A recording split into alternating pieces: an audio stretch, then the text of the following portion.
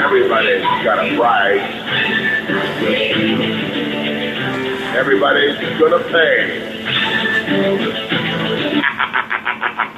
Everybody's Ted DiBiase, the $1 Million Man, and you're listening to the Wrestle Talk Podcast.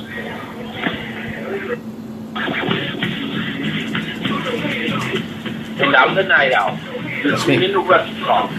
657-383-1521. WWE, NXT, Lucha Underground, ROH, Fantasy Wrestling, and we have some of the best damn interviews for professional and independent wrestling that you've ever heard. And I'm Joe Lamb. Ladies and gentlemen, buckle your seatbelts, keep your arms in the vehicle at all times. Wrestle Talk begins in 5, 4, 3, 2, 1. Enjoy the ride. What is up, what is up, what is up, what is up, ladies and gentlemen? It is Wednesday night, it is 8 o'clock. That means one thing and one thing only. It is time for the Wrestle Talk Podcast with Joe and Rene. And oh my goodness, do we have such a great show lined up today. We got Brandon Lewis of Wrestle Talk is coming on, and then we got the Hooligan from FIP, which are like a huge tag team. They've been everywhere. They've wrestled in Mexico. They've wrestled everywhere. It is going to be amazing.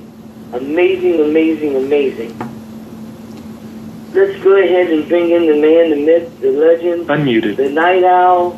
What is going on, my friend?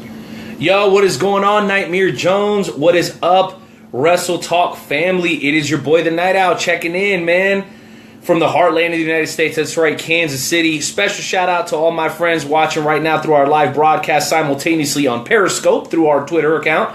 And, of course, our loyal, ever loyal Facebook Live followers through the Wrestle Talk Podcast fan page. Nightmare Jones, man, I am so excited to be here today. Shout out to Michael, shout out to Caleb, shout out to Dewan, everybody else who's tuning in. Tap the screen, share this broadcast. That's all we ever ask from you guys, man. But Nightmare, bro, it's been a week since we've been live on the air, man. Tell me, what in the heck have you been up to, bro? Well, I fully believe that my wife is trying to kill me. I fully believe that my wife is trying to kill me.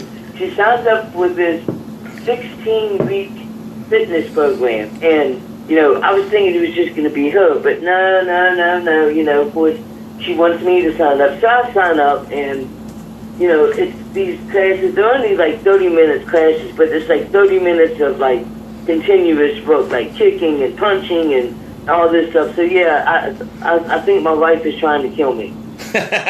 Hey, you know what, Joe? Taking care of our bodies becomes an essential part of growing up and getting older, man, because guess what? Our bodies aren't getting any stronger and they're not getting any lighter. So if you're a smart man, and I know you are, you will listen to your wife. Oh, yeah, you know, I do this workout and I'm sweating, and then after the workout, I go to McDonald's and I get a Big Mac. So, you know, it works out, right? Well, it does work out. That's what I call balance, man. That's a good way to maintain balance in your life, dude. I can totally dig that. Well, you know what, Joe? You alluded to it already, but this is a big show, as you know, we have big shows almost every week now by the grace of God. But it's a particularly big show because we're welcoming in some tremendous guests. And yes, we will get into high spots in a few minutes. We're being joined by our friend, our amigo, our brother, Luke Roberts of Dynamo Pro Wrestling. But man, the Hooligans. I mean, you want to talk about guys that have been all over the world. You want to talk about guys that have wrestled the who's who in independent and professional wrestling. Well, the Hooligans are those guys. If you guys haven't had a chance to go over to the Full Impact Pro YouTube page, make sure you make it a priority to do so. These guys are some of the most impressive wrestlers I've ever seen. For more than just one reason, but here's the reason they really kind of blow my socks off, dude. You look at them, And there's no way in the world that you would ever think that they do some of the things they do. I beckon back to like Kevin Owens, right? So a lot of us had never seen Kevin Steen, independent wrestling Kevin Owens, until he got to the main roster, or UXT. I should say NXT. Then we were all like, wow, this guy's doing all that?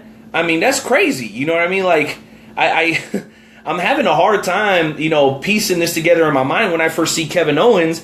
And it's the exact same thing with the Hooligans. You see them wrestling, you go, oh my goodness, these dudes are freaking bananas. That is a reason that they have been FIP Tag Team champions for over a year. And if you pay any attention to FIP, the WWN network, then you know this is not some fly-by-night promotion. I mean, FIP is legit. And then, as if that wasn't enough to cap off the show, this hour we're going to be joined by our friend, our amigo, our brother, Brandon E. Lewis of WrestleTech. Man, this guy, I'm just now getting to know him. I've known him for a couple of months now. He's a highly intellectual individual. He's got a lovely wife. He does very well for himself, both in and out of work.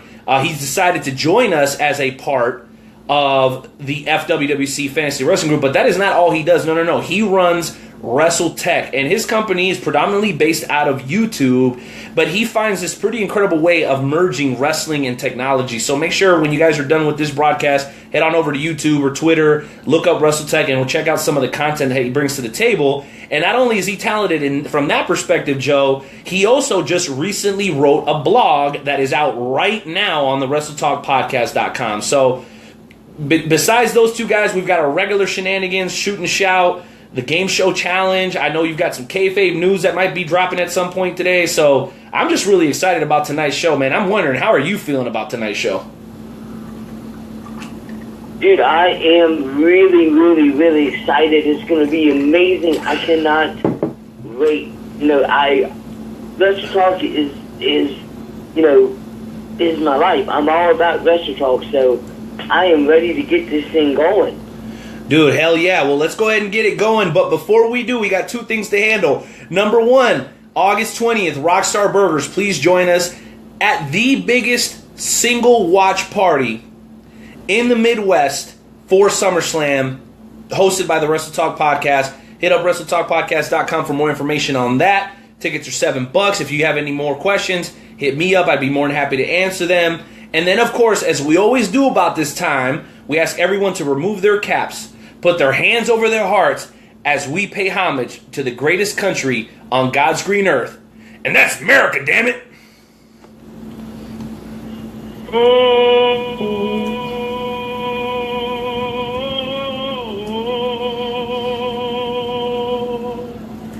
Oh, say, can you see? And the Rockets, red flag. I'll make them for it now. For the land of the free.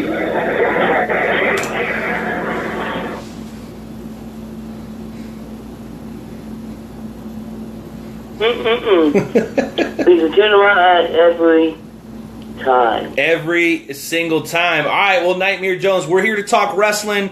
We want to talk to all of you guys. We want to discuss anything pertaining to the world of professional wrestling that you might want to discuss for the next 20, 25 minutes or so. And you can join us by dialing 657-383-1521. Feel free to call and interrupt us. We want to talk to you guys for the next 20 or 25 minutes. And by the way, I've got a good friend of mine that's watching through Periscope, and let me give you a bit of advice. You want Wrestle Talk to show you some love? How's about showing Wrestle Talk some love? Jumping on here and going, book me, that's cool, but you show us love, and we'll show you love. I think it only makes sense. What do you think about that, Nightmare Jones? I think that's a pretty fair compromise, don't you?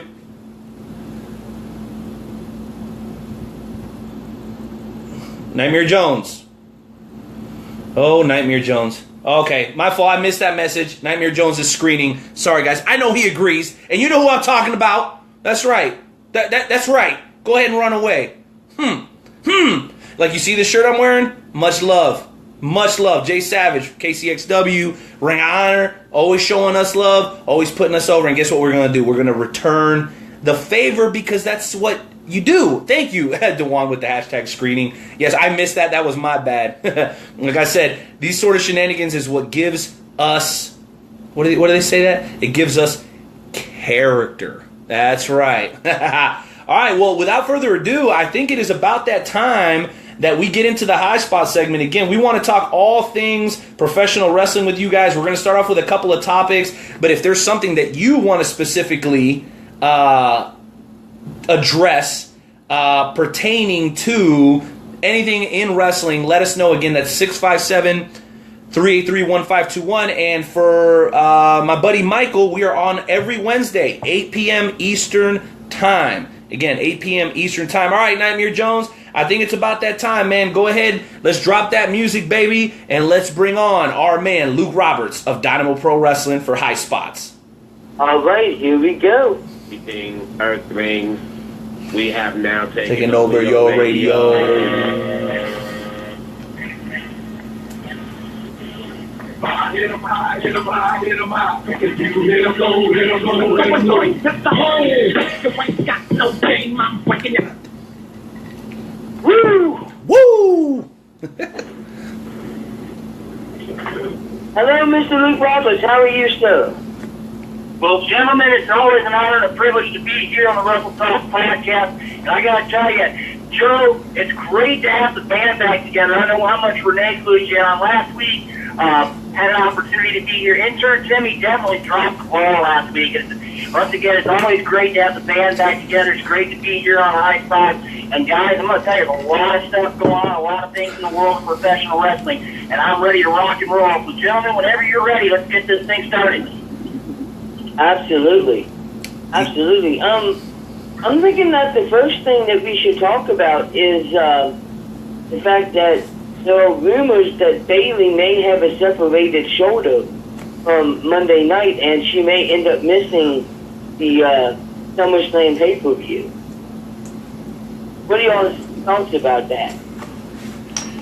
Well, I'm going to jump in here right quick. The idea where if Bayley gets injured, I think the one person that this impacts the most has got to be Alexa Bliss, because, you know, my gut feeling would be if Bayley's injured and can't compete at SummerSlam, the natural thought would be that it would wind up being Alexa Bliss and Sasha Banks. And I'm going to tell you right now, if that match were to take place at SummerSlam, if something were to happen to Bayley, and hopefully that's not the case, hopefully it's just one of those days, maybe just took a little bit of use to that shoulder. But I'm going to tell you right now, if Bayley's not able to go, I'm going to tell you, I definitely think that Sasha Banks has a legitimate concern, a legitimate reason behind being her replacement. And again, to me, I think that would be just as good of a match as you would see with Bayley versus Alexa Bliss. Exactly. I mean, myself, if it doesn't happen, if for some reason she can't compete, I actually would like to see her go up against Nia Jax, because Nia Jax is on a roll. She's a freaking beast, and you know, I think that Alexa Bliss against Nia Jax would be a good match. I'm curious, what are your thoughts, Rene? Well, you know what? I'm leaning towards this being a work.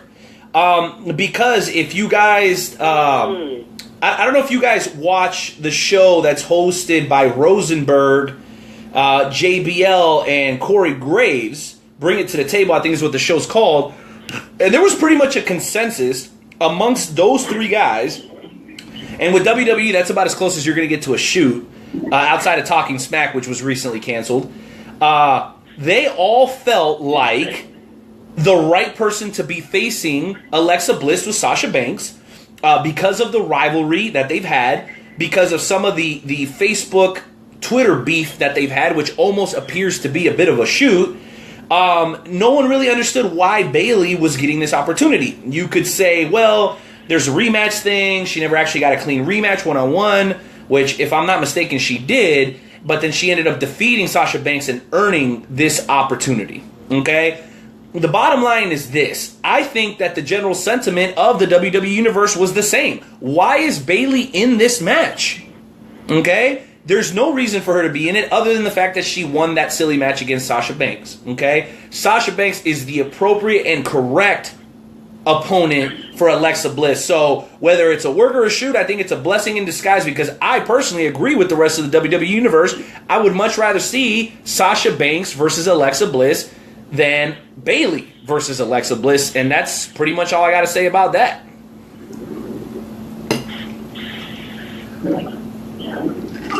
Well, gentlemen, I'm going to jump in here, and Rene, I couldn't agree with you more, but I also got to look at it from a point of view. I mean, again, you've got arguably two, if not the two best female wrestlers on the Raw roster in Sasha Banks and Bayley. But I'm going to tell you right now, I mean, again, when you look at it, I just don't see where the aforementioned 5 feet of fury fits into this equation. I mean, again, a lot of wrestling fans are looking at the idea of Sasha Banks versus Alexa Bliss. A lot of people are looking at it, Bayley versus Alexa Bliss. But you know something, to me, I think a lot of people have been saying as of late, when are we going to get the opportunity on the main stage to see Sasha Banks and Bayley, the DFS that as they've kind of put out there as of late?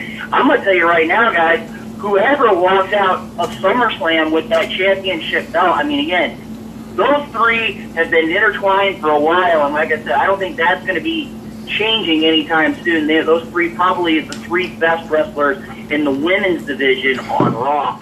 Speaking of WWE and talking about bringing it to the table, I got to look at last night on Smackdown. I mean, again, guys, 2 high-profile matchups. I think first one I want to touch on very quickly is AJ Styles and Kevin Owens. I got to say right now, that matchup delivered last night. Both men brought everything they possibly could. Personally, I understand how things happened. Referee, being a former referee, referee gets a finger in the eye, can't see, makes what some people would say a very questionable decision. But I have to take my hats off to Daniel Bryan and Shane McMahon. They stepped up. They said, hey, this isn't what we expect inside our championship matches or any matches on SmackDown. And now you've got AJ Styles versus Kevin Owens at SummerSlam, but Shane McMahon is the referee. I gotta say, that match right there, that shows why, to me, the general manager and the commissioner of SmackDown are, without question, the better 2 right now. Well, hey, I'm not going to argue that. I'm not going to argue that at all. I think we have a consensus.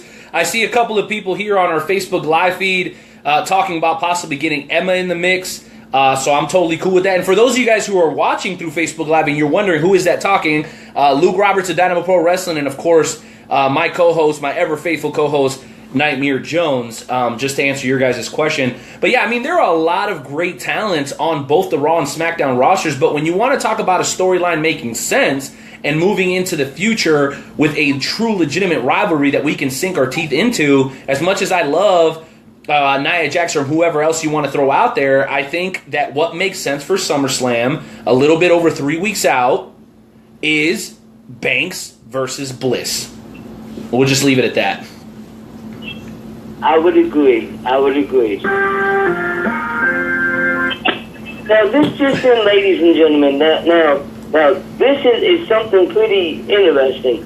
Since his shocking return to the WWE last week, the Punjabi giant, the Great Khali, has been mentoring his new protege, Jinder Mahal, on his array of death-defying aerial assaults. He showed Mahal how to deliver his inverted 450 tandoori terror splash as long as the split-legged moonsault called the Starship Sing. What do y'all think about that? The Great Khali is showing Jinder Mahal all his high-flying top rope moves. I'll let Luke tackle that one first. I don't know really where to go with that. I think, to me, just off the top of my head, I've got to say that I don't know if that would be the wisest of strategies for Jinder Mahal. I think he could do very well on his own.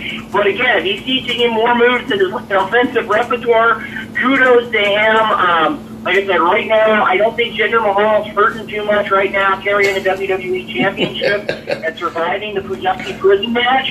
I think, like I said, the big thing, he's got to bring everything possible because of what you're looking at. I mean, we got to look at the other side of Tuesday night. Got to look at last night. Shinsuke Nakamura getting the victory over John Cena. You're going to have to bring everything in the wrestling encyclopedia to face Shinsuke Nakamura. And if he's learned that, then so be it. I definitely got to say that Mahal had better be ready. So here's what I'm trying to figure out, Nightmare Jones. So what moves exactly is the Great Khali teaching Jinder Mahal as far as high flying? Because if I'm not mistaken, well, go ahead. Go. I just can't believe this news, man. It's shocking me. He is teaching him now this is all coming from K-State News. He's teaching him his inverted 450 splash off of the top rope and a split-legged moonsault off of the top rope. Really? Wow. Well, you know, why reach out to Will Ospreay or Ricochet when you have the Great Khali to teach you all those moves? I mean, I personally could not have found a better teacher if you ask me. But hey, guys, check this out. We actually have a caller on the line that wants to jump on with us for a few minutes on the High Spot segment. So let's welcome back to the show one of our most loyal listeners, been here for a very long time, listens every single week and supports the hell out of us here on the Wrestle Talk podcast. And from what I understand, he will also be at the Wrestle Talk SummerSlam watch party. Ladies and gentlemen, our friend George Fuller. Good evening, Rene and Joe. I am excited to be on. Thank you for allowing me to come on. I must say, Shinsuke Nakamura and John Cena, for him to get a win over that, for him to get that push, I believe he's about to be up to great things. But my biggest question is, what are they going to do with my man, Baron Corbin? Oh, that is a good question. It very well could be that Baron Corbin maybe cash in his Money in the Bank at SummerSlam. I mean, that is always a possibility. So that's a good question. Luke, what do you think about that question from our buddy George? Well, George, I gotta say, I gotta look at it from a point of view, and it may be a little different than others, but I'm gonna tell you right now, I would think Baron Corbin cashing in at SummerSlam is definitely a wrong idea. And allow me to elaborate. Jinder Mahal is already gonna have his hands full with Shinsuke Nakamura. Shinsuke Nakamura can go out there and basically tear anybody apart piece by piece. That knee strike he has, I mean, literally every time he's hit it, he's money. I'm going to tell you right now, I don't think that cashing it in at that point, I mean, again, it's totally his call, but I don't think it'd be a wise move for Nakamura. And what happens if Mahal does win? Not only do you have Mahal, but you have the Singh brothers as well. To me, while Baron Corbin has some money in the bank, to me, as of this point in time, I don't see it being to Corbin's advantage to cash in at Money in the Bank. Or I mean, at SummerSlam, I wouldn't cash it in just yet. I would hold on to it and wait for a better time. Right, and then we'll bring George back on here for a second so he can conclude his little bit here. But all I want to say is this. Baron Corbin has increased significantly, and WWE has done things the right way with him. They've not tried to force him down our throats. They've given him the opportunity to work with some of the best in the business. I believe at this point he's been in the ring with an extended programs with Dolph Ziggler, AJ Styles, and now Shinsuke Nakamura since coming up to the main roster. So if you want this kid to become the monster for the next 10 years that you want him to be, you are building him up the right way. Now, is it time for him to be champion? I would say no. But is he well on his way? Are they positioning him properly? Absolutely. And the fact that he is from the Midwest, the fact that he is from Kansas City, well, that makes me a little biased towards Baron Corbin. I would absolutely love to see him succeed. So, George, as we bring you back in, man, go ahead and close it on out for us. I mean, I would have to say Baron Corbin is definitely a main roster, main event kind of guy. I just hate for, the way WWE oftentimes they build someone up real quick or real fast or real strong, and then they drop them off in their mid-card for the rest of their career and never get a chance to move back up. Just like Kofi Kingston, he got built up in 2009 versus Randy Orton, and I don't think he's ever going to get pushed again. So I am definitely looking forward to the cash-in of that Money in the Bank to see him with a title, but I really wish he would have got a mid-card title or a tag title before moving up with that opportunity, because it's just like giving him a chance to learn how to be a champion versus just throwing him in the ropes with it. Yeah, absolutely. Well, George, we thank you for coming on, man, and we look forward to seeing you on August 20th down at Rockstar Burgers. All right, man? Take it easy. Most definitely. Now, speaking of the John Cena against Shinsuke Nakamura match, there was a moment in this match where Shinsuke, he delivered like a backdrop, and John Cena took it like completely wrong and landed on the back of his neck. That was and rough. A lot of people have been, speculating that maybe Shinsuke is not so safe in the ring. I mean, he injured Austin Aries' eye, and then he drops John Cena on the back of his neck. And then some people are actually saying that it's Cena's fault because he didn't take the move the right way. So I just want to know what your guys' thoughts are on that before we bring in our next guest.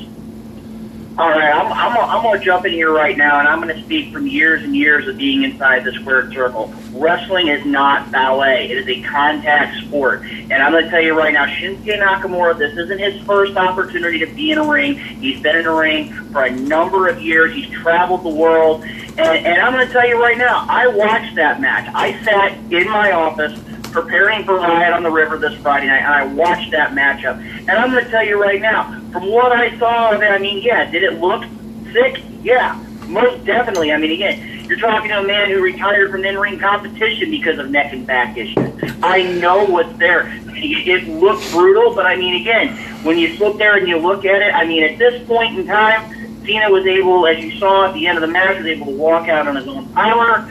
Like I said, hopefully it's nothing more than he was stunned a bit, but to me, I don't see, while it was a very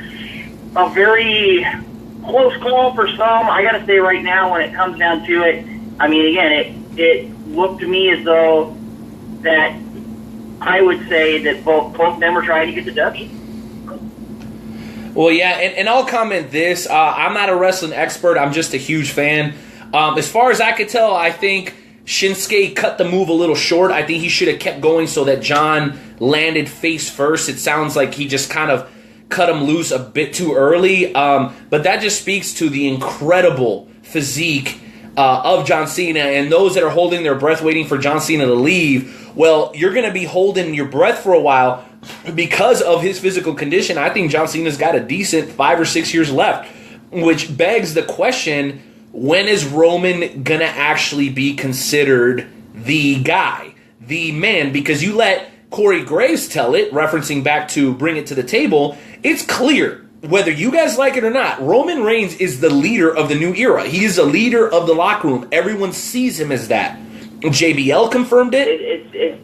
JBL confirmed it, and so did Corey Graves. So there's a logjam now, because in order for Roman to really take that next step, whether it's as a heel or as a face, John Cena has kind of got to move out of the way, but I don't think John Cena's ready to move out of the way. You know, I gotta look at it this way. I gotta look at it this way. Do we see one of those moments in the weeks and months and years to come? Do we see a Rock Hogan type situation here with John Cena and Roman Reigns? I'm gonna tell you right now, I watched Monday night and I also watched Bring It to the Table. And I gotta tell you right now, to me, I don't see. I know a lot of people see a long-term success and a long, bright future for Roman Reigns. As of late, I just have not been really. It's not been clicking with me. So, I mean, again, are we going to see something in the future? Yeah, but to me, like I said, it's just one of those. As of late, John Cena to me is still up at the top of the list, and I just can't connect yet to Roman being the future of the company. Yeah, I know it's a tough pill to swallow. But I'll reference this as we bring on our featured guest of the first hour. When was the last time we saw a reaction like what we got the night after Mania? For a moment, for about 10 minutes, the wrestling universe came to a screeching halt. And it became real. Who has, since Daniel Bryan or CM Punk, elicited that kind of reaction?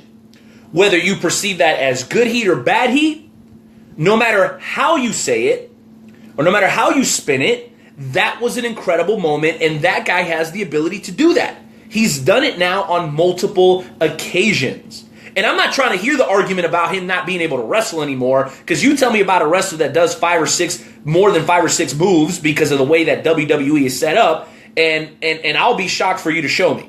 Okay? Maybe he doesn't have the moveset of Cesaro or as Kevin Owens, okay? But those guys, maybe Kevin Owens a little bit, okay, get the reaction that he does. And you can't put a price tag on that. So whether you like him or not, I happen to be a Roman fan. Joe hates him. A couple of the people in the chat now are yelling and screaming about how much Roman sucks. But what is undeniable is that the guy is polarizing, and you need guys like that to set record-breaking attendances in the biggest stadiums in the world. And I'll just leave it at that.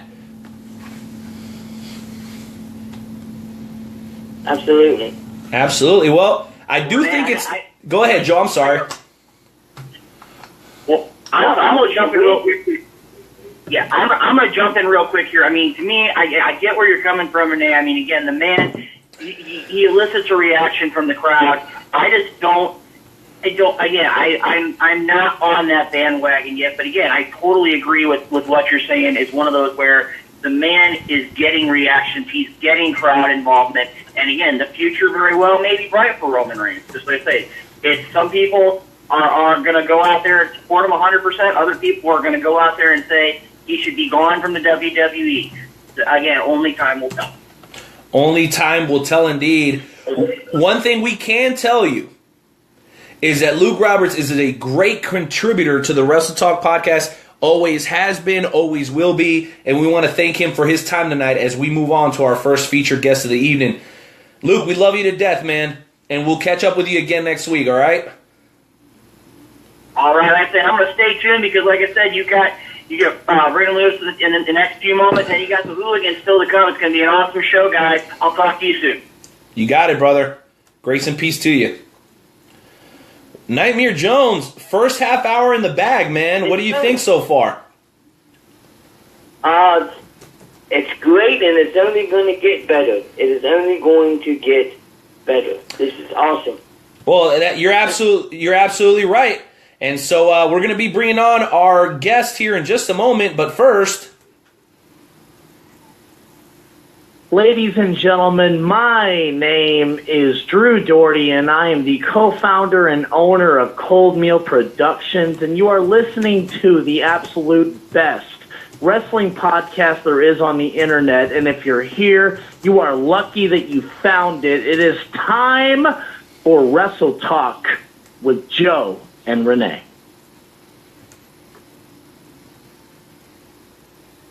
Absolutely. Well, ladies and gentlemen, it is that time to bring in our special guest for the first hour, the special guest. Ladies and gentlemen, Mr. Brandon Lewis from Wrestle Talk. Now,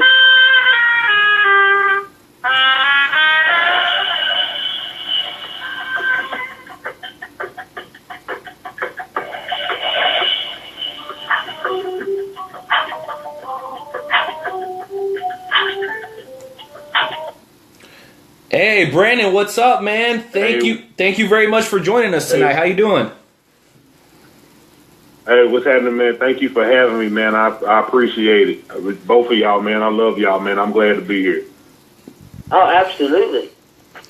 Absolutely. Well, let me tell you, Brandon, I'm really excited to have you on, but Joe is super excited to have you on, and so we're going to start here. Joe's a huge fan of yours and WrestleTech, but he's particularly a fan of an alter ego of yours, which the music we just played, it'll be our break song, so you guys will get to hear it in its entirety here in about 25 minutes, I should say. So tell us a little bit about your intro music and kind of the role that you play in the Fantasy Wrestling Worldwide chapter. Sure, man. My alter ego in the FWWC is Julius Cairo. It's funny that you brought that up. I'm Julius Cairo in the chapter. That music that you just heard was actually something that I did here in my house in my studio because I wanted to do something different. I wanted to have my own unique music, and so I said, hey, I've got the stuff to do this. Why don't I go ahead and do it? Because I kind of stepped away from music for a while, and I just kind of got back, that kind of got me back into it. And I was like, I need something that's going to come in like hard with a hip hop feel, but at the same time that revolves around my character who is, of Egyptian descent. And so I just put it all together, and that's what I came up with, man. Absolutely, absolutely. Now, we're talking about Julius Cairo, but one of my favorite promos, and we actually have a little clip from this promo, is it makes everybody laugh. So let's take a listen to this real quick.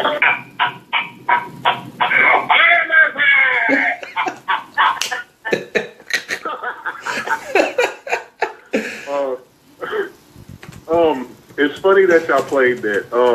Quick story. The thing behind that was when I was in high school, I was notorious for impersonating teachers and impersonating people on TV.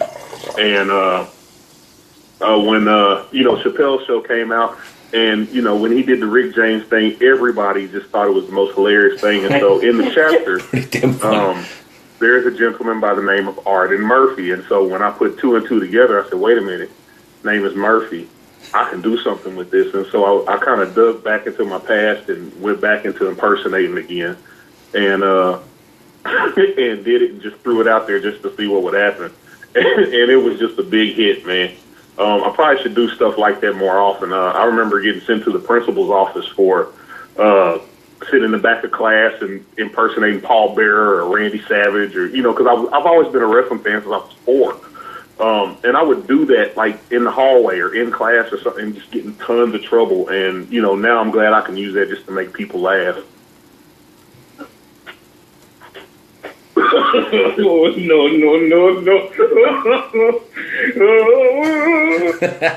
Well, you definitely got us laughing, Brandon. And so let's go ahead and delve into the past a little bit. I know in talking to you as we prepared to have you come on the show, on multiple occasions you reference your grandfather and the role that he played in you becoming a professional wrestling fan. I think we all have somebody that kind of grabs us by the hand, whether it be a parent, a friend, an older sibling, that kind of brings us into the know of wrestling and introduces us to it. So tell us a little bit about kind of that dynamic and how that came into your life via your grandfather at such an early age. Yeah, sure thing, man. Basically, my grandfather was, he would tell me stories about, back in the 70s with Harley Race and local guys like Bulldog Bob Brown and Rufus R. Jones and cats like. He would tell me these stories because, I was born in '82, and so, I wasn't there for that. And so since he never had a son, he just had my mother. When I came along, he just kind of took me under his wing, and I was always with my grandpa. So, I remember distinctly he was sitting in the den, and that was just kind of his time, to just kind of relax. And I just kind of walked in there because I wanted to spend time with my grandpa. He was in there watching wrestling. And if I'm not mistaken, it was WrestleMania 4 where they had the tournament where Savage won. He was in there watching. I just kind of sat down and didn't say anything to him. And I just kind of, it was kind of like a bonding thing between me and him. And, he would explain things to me. But the thing I loved about it was the fact that, he let me believe. He didn't spoil it. Oh, this is fake and, whatever. Like, some people do. And I appreciate my grandpa for not doing that because as a child, he let me appreciate what I saw. And I just loved him for that, you know. And then, you know, when my grandpa passed, my dad just kind of picked up that mantle because my dad was his son-in-law. My dad just kind of picked up that mantle, and we would watch Monday Night Raw, and that was during the Attitude Era. And my dad would just be like, "Oh my God, I can't believe I'm letting him watch this." But, you know, it was just kind of cool. And there wasn't really a whole lot of wrestling going on, you know, live in Kansas City at that time. Sure. And so, you know, my dad would be like, "Hey, you want to watch this or watch that?" And he would, my dad was he had got, you know, that was our bonding time. And so my dad had got into, they don't do this anymore because of YouTube, but my dad had got into tape trading. And that was my introduction to ECW. That was my introduction actually into Japanese wrestling. And just watching in, you know, it's apples and oranges, but watching the Japanese style versus the WWE or at the time WWF style, it was two totally different things. And that's why I don't like it when people compare it. It's two totally different things. It's apples and oranges. But I mean, there was a gentleman by, if I could say his name right, Mitsuharu Misawa, who was like the John Cena of New Japan back then. And if you can go back and watch those matches with him, it was like mind blowing. So I'm sorry, I'm rambling on, but you know, I'm just kind of reliving all that went on.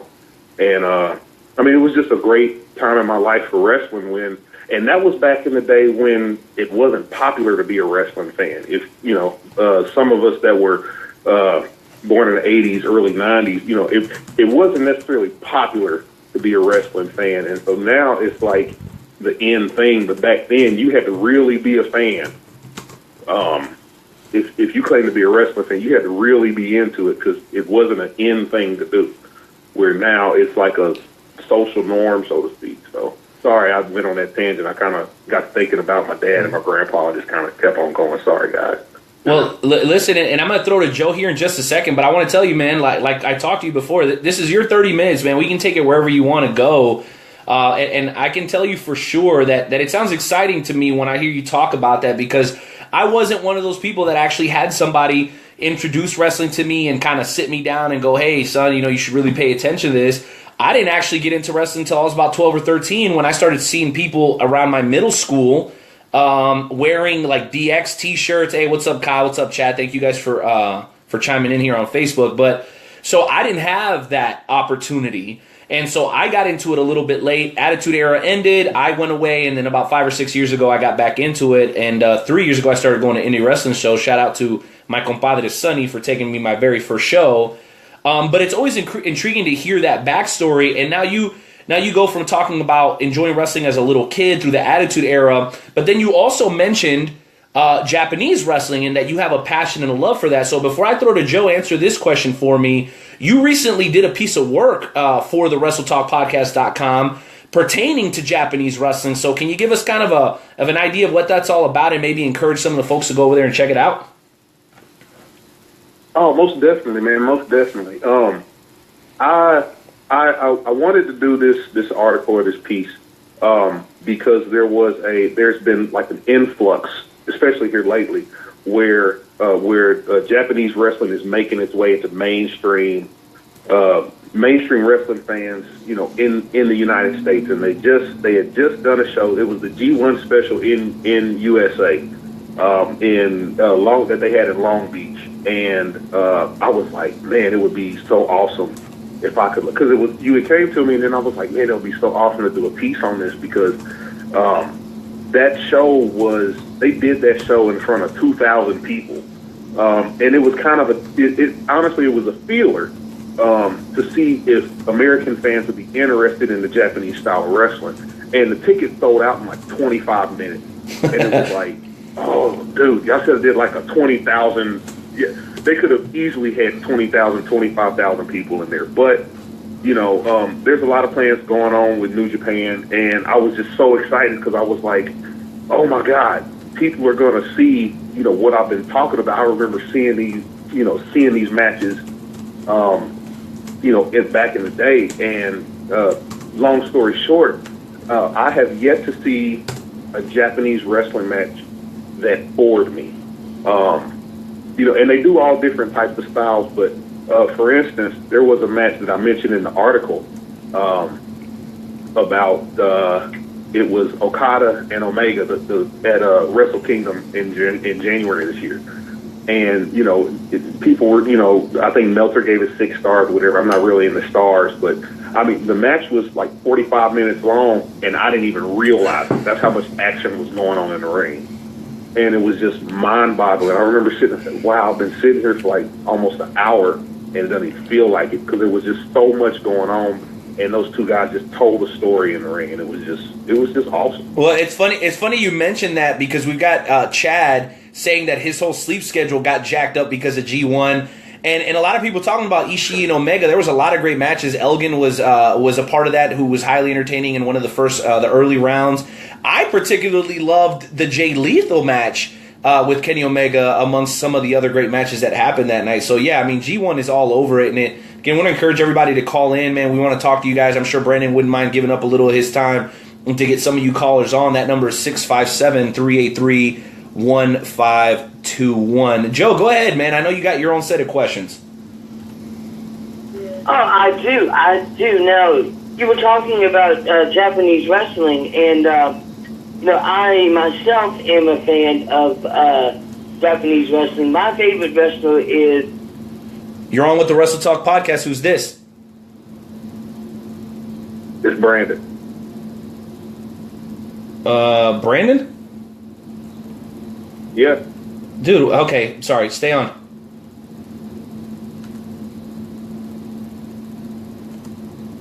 Japanese wrestling. Hey, Joe, I'm sorry. I think I cut out there a little bit, man. Could you repeat that for me? I'm sorry, man. Yeah. You said that you've been a fan of Japanese wrestling. How did you become a fan of Japanese wrestling? Was it something that you just was searching the internet and you were like freaking awesome, or? This is Rene with Wrestle Talk. Who's this? It's Mike.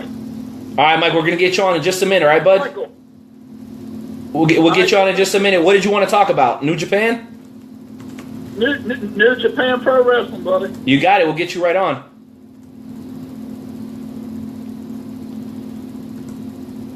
This is Rene. You're on with Wrestle Talk. Who's this? This is Kyle from Green Bay, Wisconsin. Hey, what's up, Kyle? You want to talk some New Japan? Sure. I'm going to be in New Japan next weekend. I'm going to New Japan. Well, that's going to be that's fantastic. We'll get you on in just a sec. All right, thanks. This is Rene. You're on with Wrestle Talk. Who's this? This is Delegate Tank Westbrook. Hey, are you on for the FWWC, or you want to talk a little New Japan? No, I like to talk to the FWWC. You got it. Hang tight.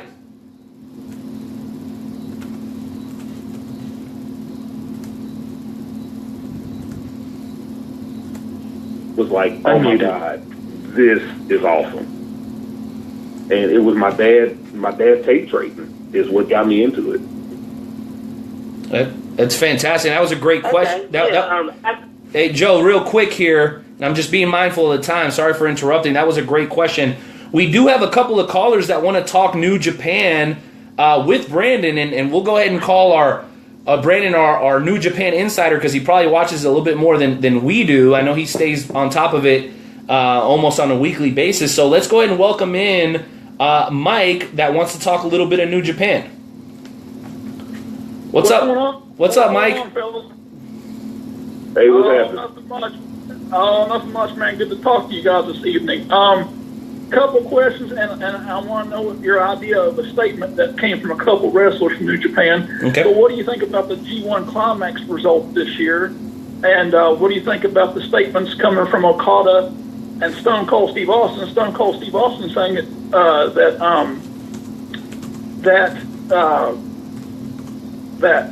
Okada saying that Juice Robinson is the future of New Japan Pro Wrestling, and Steve Austin saying that what's his name should be in the WWE. Okada. I think Austin said something Okada, about Omega. Juice Robinson. Kenny Omega. Yes, sir. Kenny Omega.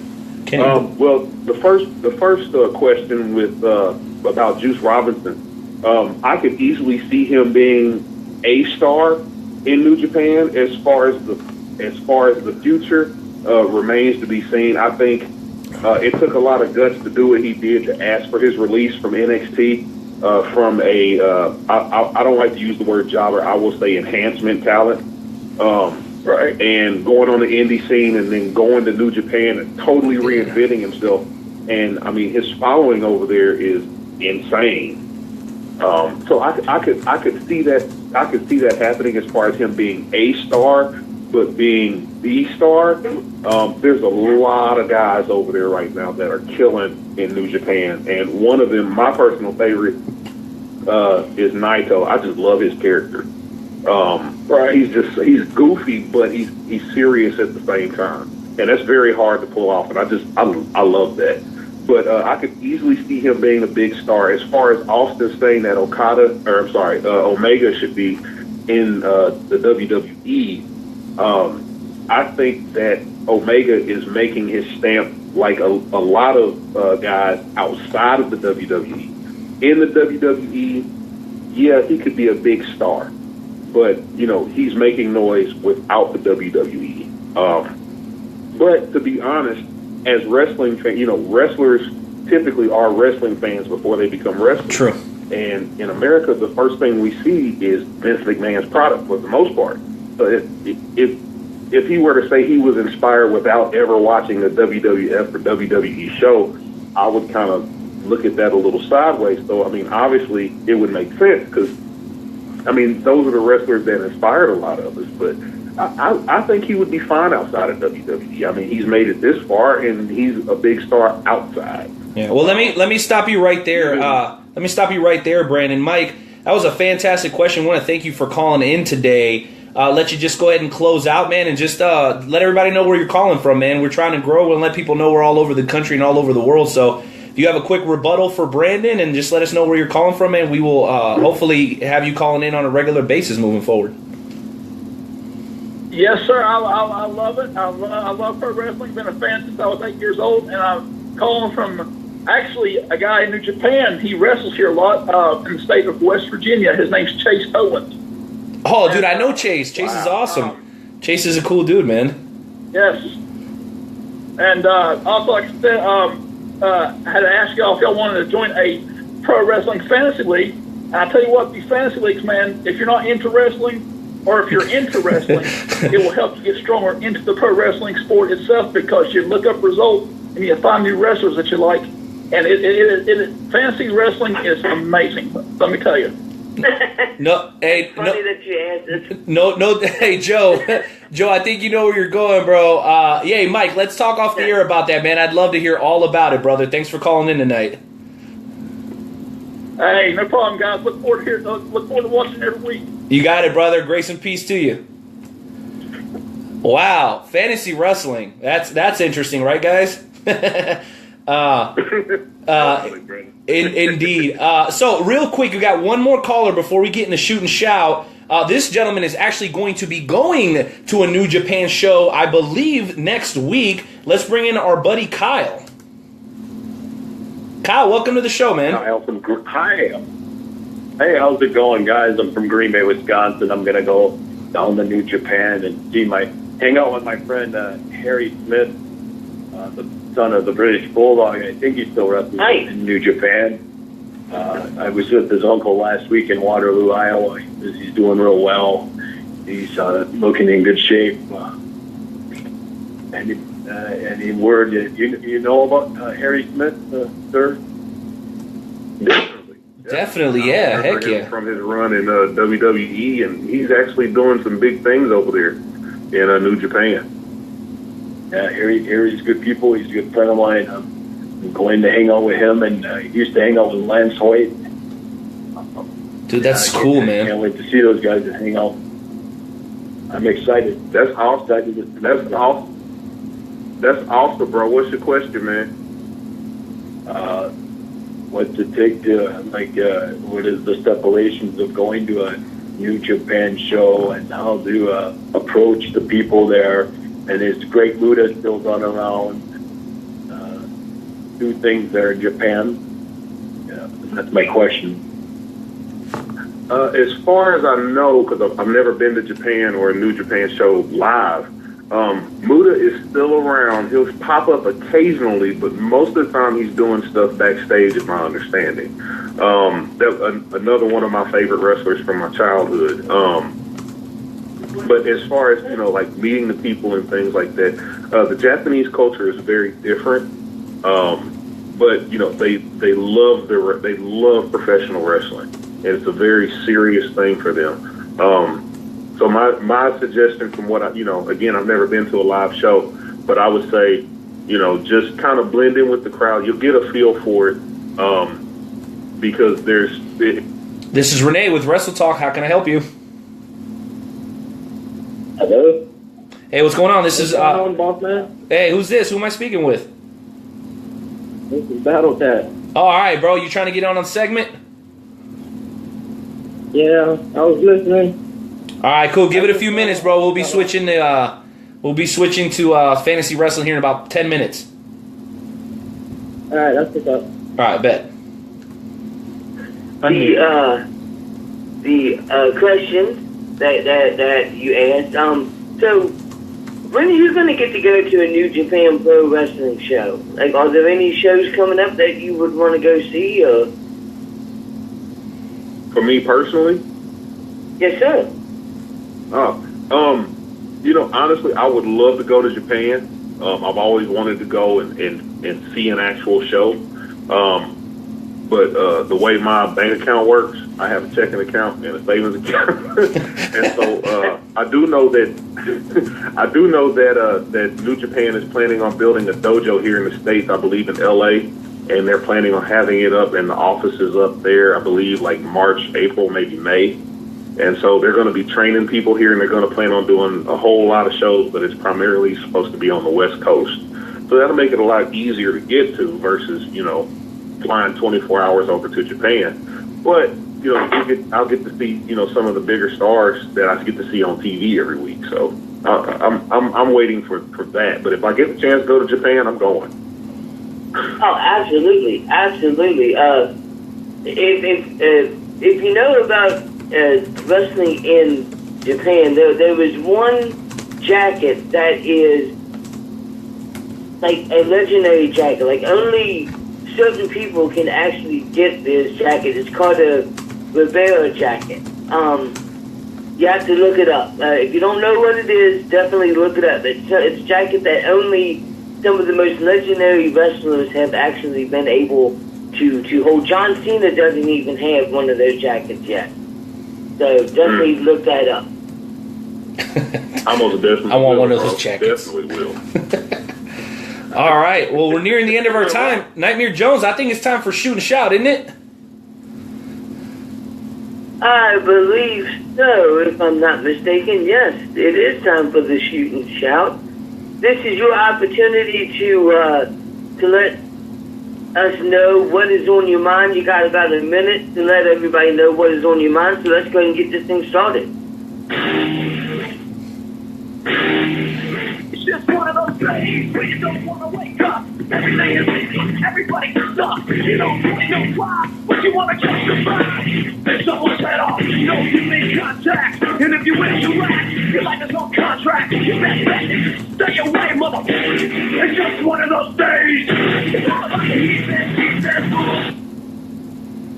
That is right, ladies and gentlemen. It is time for the shoot and shout segment. So, Brandon, what is on your mind? What is irking the mind of Brandon Lewis? It's not really wrestling related, but I'm gonna tell you what irks me, man. When you at work and you trying to eat your lunch and somebody's like always in your plate, like, oh, what are you eating there? And they like leaning over and breathing all on your food. It's like, man, you got your lunch. Eat your stuff over there. You can talk to me, but can you get your face out of my lunch, because I don't know what you got and what you breathing into my food. And I don't want, like, a piece of your spit or snot going in my food, and then, like, I got to sit here hungry because you done put your bodily fluids from your nose and your mouth in my food. I need you to back up a little bit. I hate that, bro. I hate it with passion. I can't stand it. I can understand that. I'll go ahead and go next. My shooting shout is actually pretty easy. What irks my nerves is when a certain somebody in a certain group holds one of the most prestigious titles in the group and then decides that they want to be a coward and not defend that title. That is what irks Nightmare Jones' mind. Wow. That's a little bit of shade there, bro. Yeah, bro. Shade, bro. Lots of shade, bro. Here's my shooting shout, and mine is wrestling related, and we'll close it out on this note. We'll let Brandon plug his stuff and then move on to our break. Listen, support is a two-way street. I was just talking to a friend of mine just a little bit ago about this. Listen, here on the Wrestle Talk podcast, as well as in life, it's not a tit-for-tat thing. If you support me, I'll support you. No. That's not what it's supposed to be about. But if someone is supporting you or trying to support you and you have the opportunity to return the favor, do so. Do not be self-interested, okay? If you need so badly to be put over or for someone to pat you on the back and give you some recognition, that's cool. That can be accomplished. But don't forget that those people may be in need of the exact same thing that you are. So before you come around and ask for a favor, take a note and a quote from one of our presidents here in the United States, and that's John F. Kennedy. Ask not what you can do for Wrestle Talk, or do not ask what Wrestle Talk can do for you. Ask what you can do for Wrestle Talk, Nightmare Jones, the Night Owl, and of course our buddy Brandon E. Lewis of Wrestle Tech. That's my shooting shot, and I'm not yelling because I tend to spit when I yell, and I'm not trying to get my phone or my computer all wet. But you guys know where I'm coming from, man. You want help? Give help. It's that simple. If you have the opportunity to do so, that's my shooting shot for tonight. Brandon, go ahead and tell the folks where to find you, man. Hey, man, you can find me on YouTube at Wrestle Tech. That's 2 words. You'll find some videos there where I talk about fantasy booking. I talk about technology, and there's some more stuff coming through the pipes. So just stay tuned. You can also look me up on Facebook under Wrestle Tech Talk. It's a group where we talk about wrestling. We talk about tech, talk more about wrestling. But you can catch me at those 2 places. Look me up, and we can get it in. So, man, I appreciate this time. Thank you, Joe. Thank you, Rene. I appreciate it. Love y'all, man. Hey, no problem. Hey, make sure you let the folks to check out the blog, man. The blog, that's where it's at. My bad. Check out the blog, too, man. I put a lot of time, a lot of energy into it, and I go into a lot of history, but not enough to bore you. So check that out as well. It's featured on the Wrestle Talk Podcast website. Check it out. It's good stuff, and there's some other blogs there to check out, too. So peep it out. Peep it out. Brandon Lewis of Wrestle Tech, ladies and gentlemen, a.k.a. Julius Cairo. All right, we got about 2 minutes worth of break for you. We'll come back with a little message from Ricky Steamboat, and then we'll get into the world's greatest fantasy wrestling group. I hope Kyle and my boy Mike are listening because they may be interested in that as well. All right, let's hit that music, baby. We'll come right back. 2 minutes.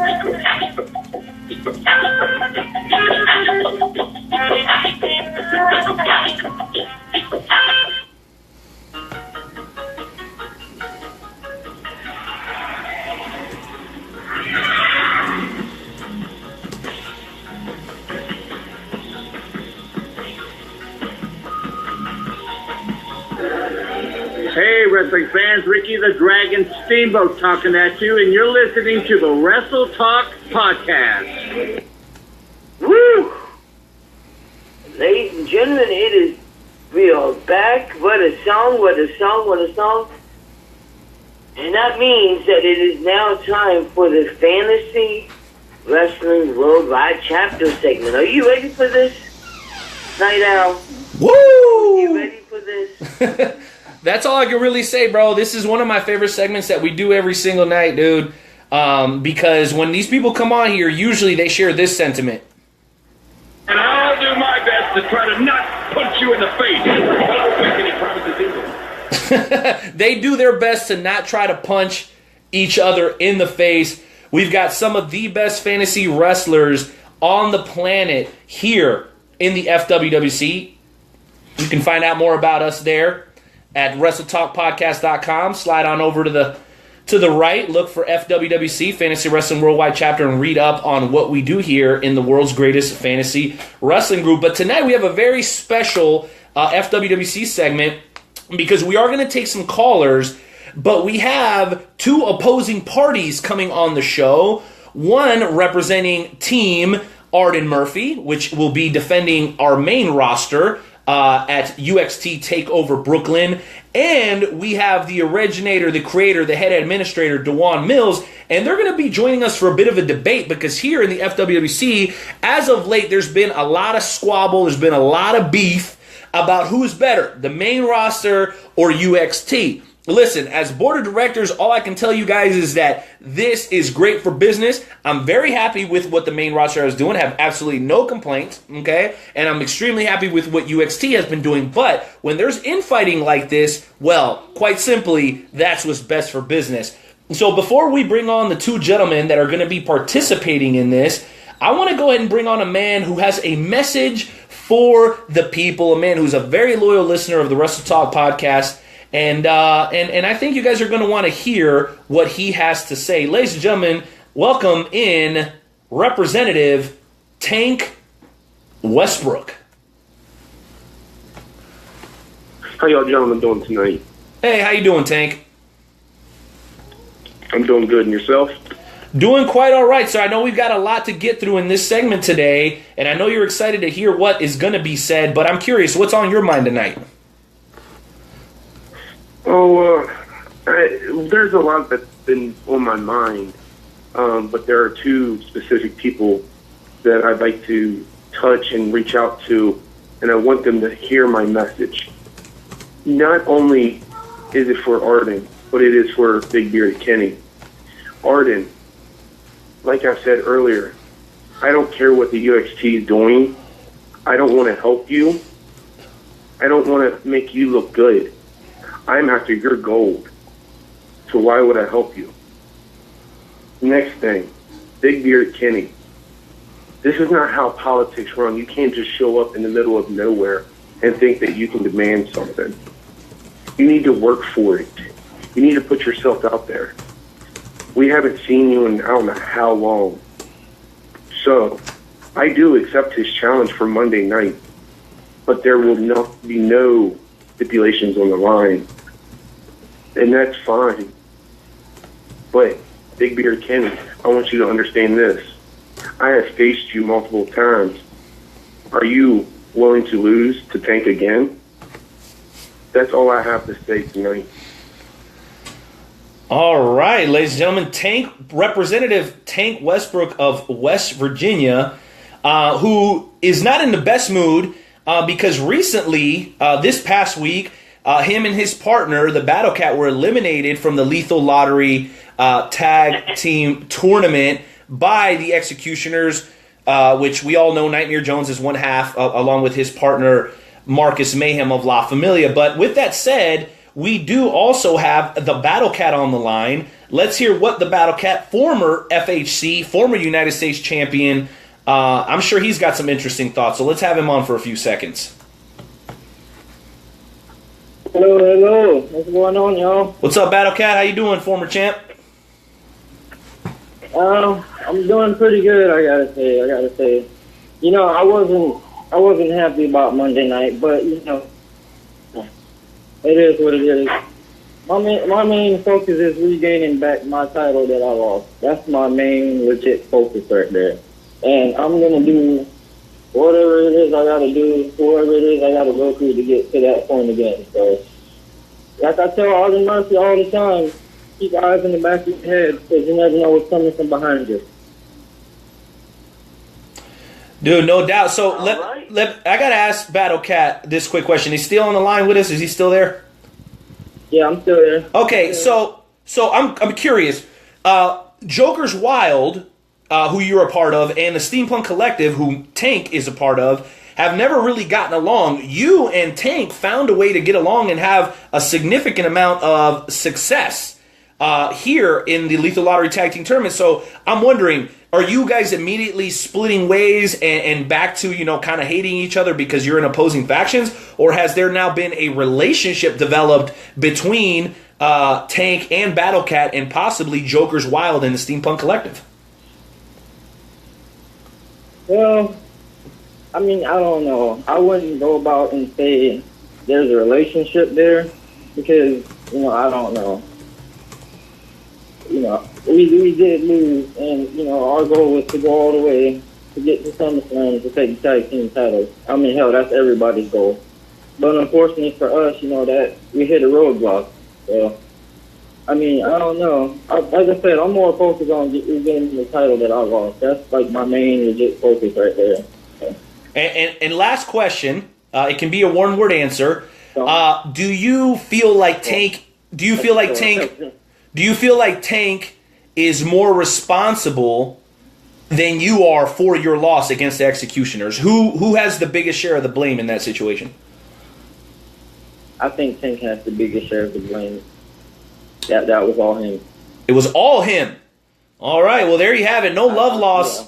No love loss between Joker's Wild and the Steampunk Collective, ladies and gentlemen. We have one more caller that we need to get on before we bring on our two special guests of the evening, and that is your former multi-time UXT champion and most recently former European champion, one El Luchador de Kansas City.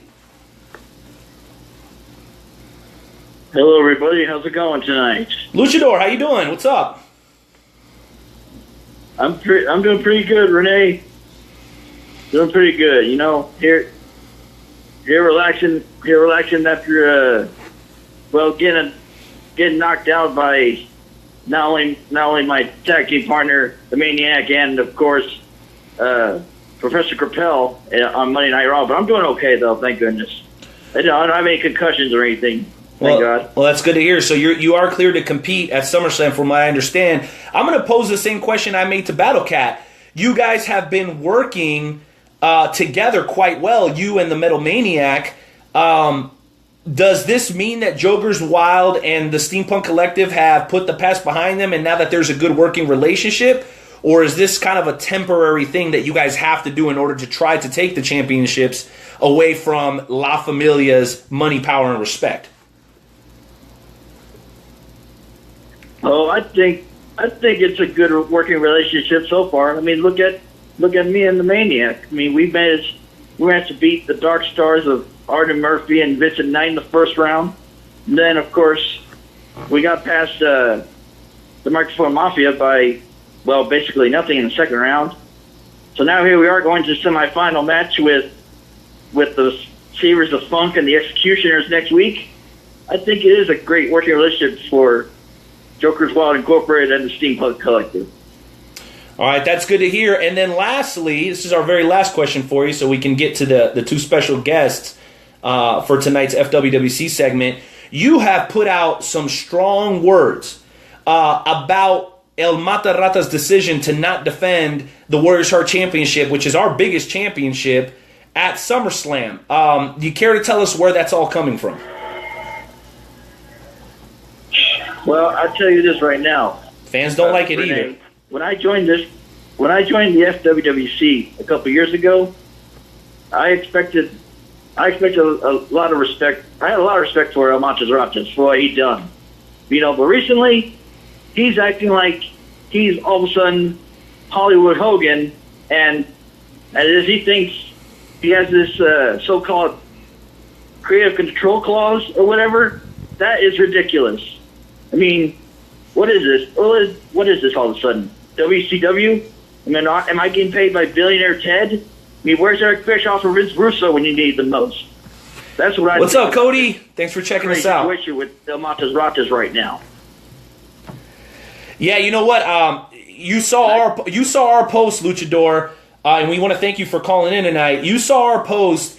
Myself and AJ Atticus, we were trying to kind of dig. There's some things that we're not even privy to when it comes to people's contracts, but it obviously befuddles us as to why a guy who has bled for this group and done so many things for this group feels like it's best for business, because that's how it's stated in his clause, that if he deems it best for the chapter, he can make that sort of decision. But how is it best for business to not have your biggest championship on the line on the second biggest show of the year? I mean, I as a member of the board of directors, am equally as frustrated because it makes booking the pay-per-view more difficult for us when you don't have the biggest championship on the line at said pay-per-view. So it's almost like having a Big Four pay-per-view without a legitimate main event. I think it's very disturbing. We've gone through the fine print, and by all intents and purposes, what El Mata is doing is totally permissible, and there's nothing that can be done unless he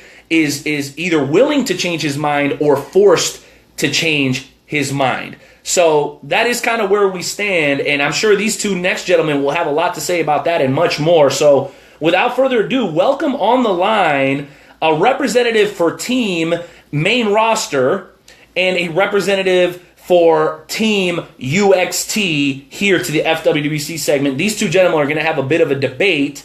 We'll obviously do seniority first. So, DeJuan Mills, you'll be on first tonight, man. How you doing this evening? Man, I am doing great. Rene, can you hear me loud and clear? We can hear you loud and clear, sir. Man, it feels good to be back on here. Woo! It's been a long time. Golly, I remember I used to do this every flipping week, man. First of all, much love and respect to you. The show is incredible. It's live. It's on Facebook, Periscope, Twitter, wherever you want to look, man. The Wrestle Talk Podcast with Joe and Rene is that deal, and it is a pleasure to be on your show, sir. And no, it is an honor and a pleasure. And then we also have another guest on the line, and we'll go ahead. He's requested to introduce himself this evening. So, representative for Team Main Roster, you are live on the line in the FWWC segment. Feel free to jump in when you're ready. Ladies and gentlemen of the Wrestle Talk Podcast, my name is Addison Riley Atticus, better known to the FWWC as Massacre. Massacre? Wow. We expected Arden Murphy because we wanted this to stay somewhat diplomatic, but Massacre, you're not much for diplomacy, so we'll go ahead and let you go first this time around. Go ahead and share your thoughts with us, because obviously things have gotten really contentious between the UXT and the main roster. So we'll go ahead and let you make your initial statement, and then we'll flip it over to the head admin. My initial statement is simply, Arden Murphy is busy right now doing stuff for the main roster, for the FWWC, a company that was created by who? The general, the head admin, DeJuan Mills. And he wants to side with UXT and state that they are the future of this company, yes, okay, whatever, that they are what's popping, that they are the greatest ever. That's how you come across to main roster guys. And I know a lot of you out there who are listening to me right now are probably sitting there going, Massacre, you just made main roster. Just made it. Haven't even had a main roster match. Why are you so upset? Well, I'll tell you why. Because I've been busting my ass in the UXT to come up to main roster to show everybody what I'm worth. And basically, when someone says main roster isn't where it's at, they are shitting on everything I have done, everything, I have to correct someone's wording of it, but Mata Ratas has done, anything right here Jones has done, Big Papa, the CEO himself. I mean, they're shitting on everything you have done, and you're going to side with those people. Well, that's excuse me, that's a very bold and clear statement. Dewan, feel free to jump on and rebuttal, because on the FWWC Tonight podcast just a few days ago, you were pretty assertive on, claiming that UXT is doing better than the main roster. You even went as far as to say that Arden Murphy, one of our most decorated UXT members of the past, was a shadow of his former self. You care to explain yourself, sir? Well, first of all, I am thrown for a loop, but I don't mind doing an audible here. I was expecting Arden Murphy, but it's all good. I'll appeal to Massacre. So for starters, number one, Monday I made it very clear that not only did I support the UXT, a division that I created a few years ago, I also support the main roster. Here's the thing. This isn't a battle. This isn't a beef. This isn't a war. How can one war within himself? You gotta understand something. I, along with you, Rene Martinez, and the board of directors, created this thing. This is more of a, I don't know, state of the union as it pertains to the main roster. You gotta understand something. I love the FWC in its entirety. And no, I'm not backing down. No, I'm not backing away. But the bottom line is this. The main rosters are the leaders of this chapter. When you think about the SWWC, when you think about fantasy wrestling, of course, you're going to think about guys like El Mata Barata. You're going to think about guys like the former CEO. You're going to think about guys like Nightmare Jones. You're going to think about guys like Theory, everyone else that is on the main roster. But recently, the UXT guys have not only shown that they can hold their own, they don't need anyone to carry them. They don't need anyone to, so to speak, back them up, and they've held their own. So, we've seen more wins from the main roster. Hell, Arden Murphy got his ass kicked on Monday. You see what I'm saying? And it was a main roster match. We've seen more activity from the UXT. We've seen better competition from the... You're on with Wrestle Talk. Who's this? Big Daddy P is my name in my game. Big Daddy P will get you on in about 3 minutes, all right? You got it, brother. Take your time. For me saying, hey, look, I am observing what's about to happen. We got the biggest pay-per-view, one of the biggest pay-per-views, at WWE SummerSlam coming up in 3 weeks. The entire world is watching. The entire world is going to be at Rockstar Burgers August 20th. Everybody will be there. Everyone needs to be on their A game, and right now, the main roster is not. And that's pretty much what I'm trying to get across. Massacre, I know your feelings are almost identical to Arden Murphy's, and I know we all saw Arden Murphy's statement for last night. So you care maybe to elaborate a little bit more on what your tag team partner was saying, and then and then maybe even the challenge that he issued towards Dewan Mills, because I want to make sure we don't just fly over that as if it didn't actually happen. Oh, yeah, absolutely. I mean, we can talk about the fact that, he used some choice words. I don't know, am I allowed to use that kind of language here on the Wrestle Talk podcast? Absolutely. Yeah. Right. I just want to make sure, because basically he let out a big fuck you to the head admin and to the UXT. He let you all know that, yes, in Changing Chaos, they ran their mouth about the steampunks, and that's fine, friendly competition. But when you take the creator of the group and you say, I'm going to take the guys who have been busting their ass for over a year, a couple years, people have just been tearing it apart and go, these guys who have been here for 2 months, we're going to pitch you against each other. What does UFC have to lose? Nothing. If main roster wins, we're just, oh, yeah, they've been here longer, so of course they won. And if we lose, we're just going to get shit on. And you set us up for that.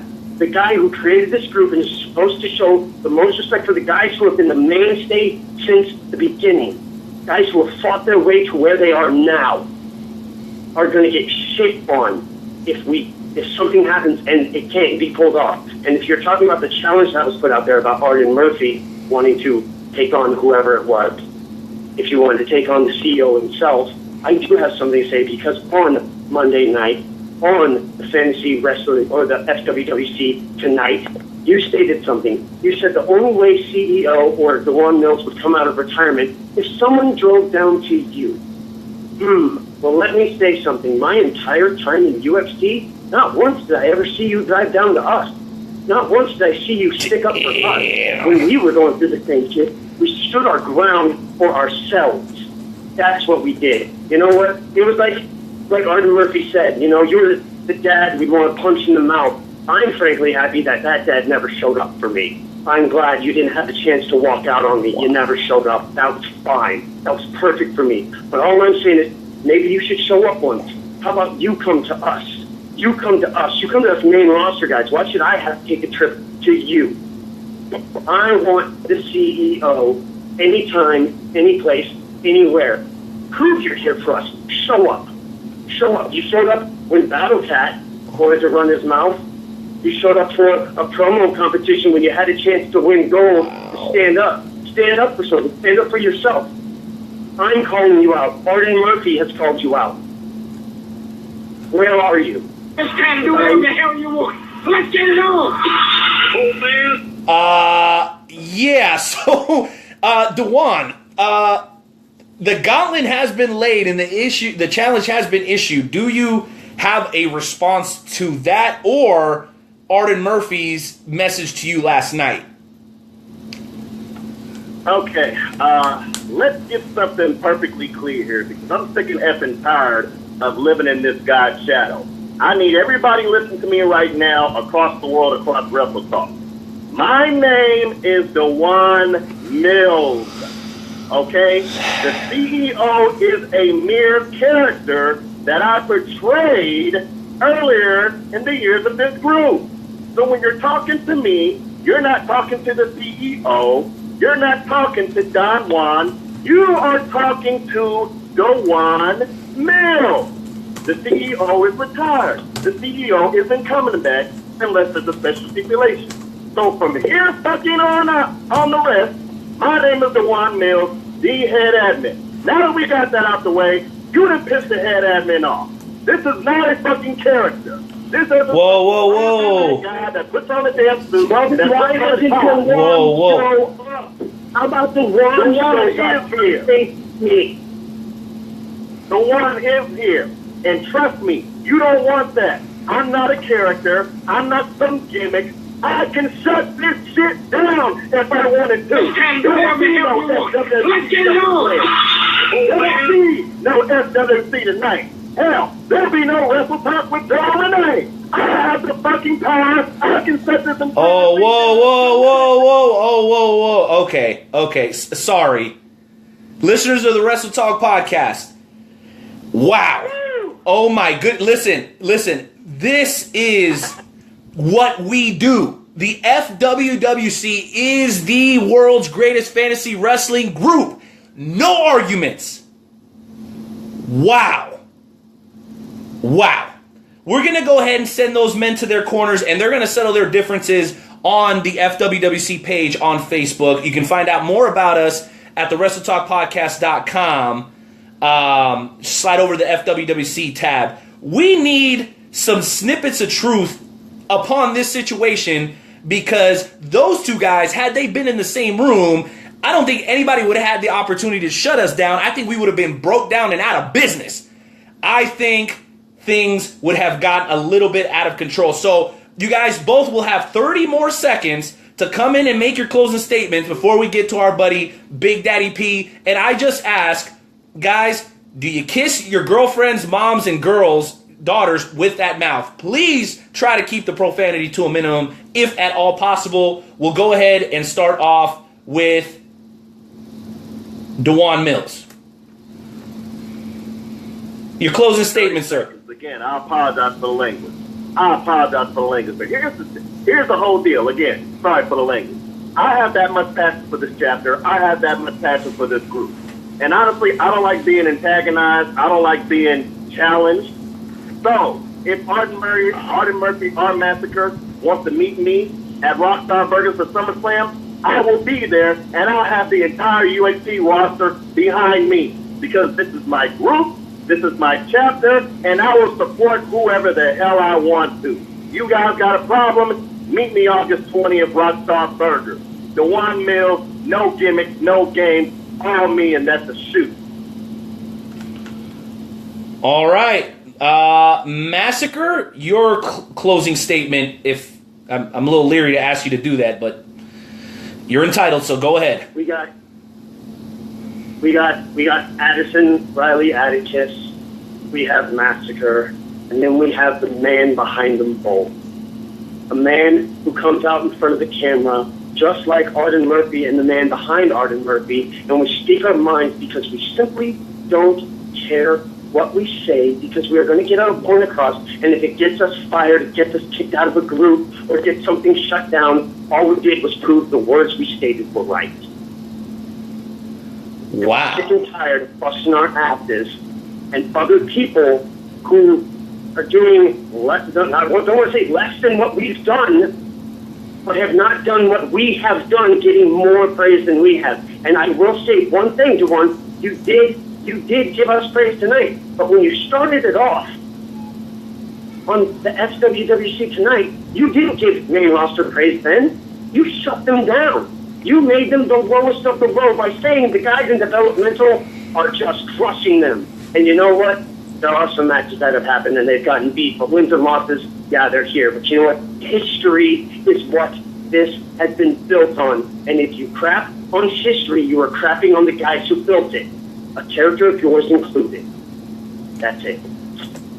All right, ladies and gentlemen, again, August 20th, Rockstar Burgers. Not only will we be taking and enjoying SummerSlam with discounted food and drink prices in an incredible venue, we will also be playing PlayStation 4, a legit arcade system, pool, and a bunch of other great stuff with a bunch of great wrestlers and fans.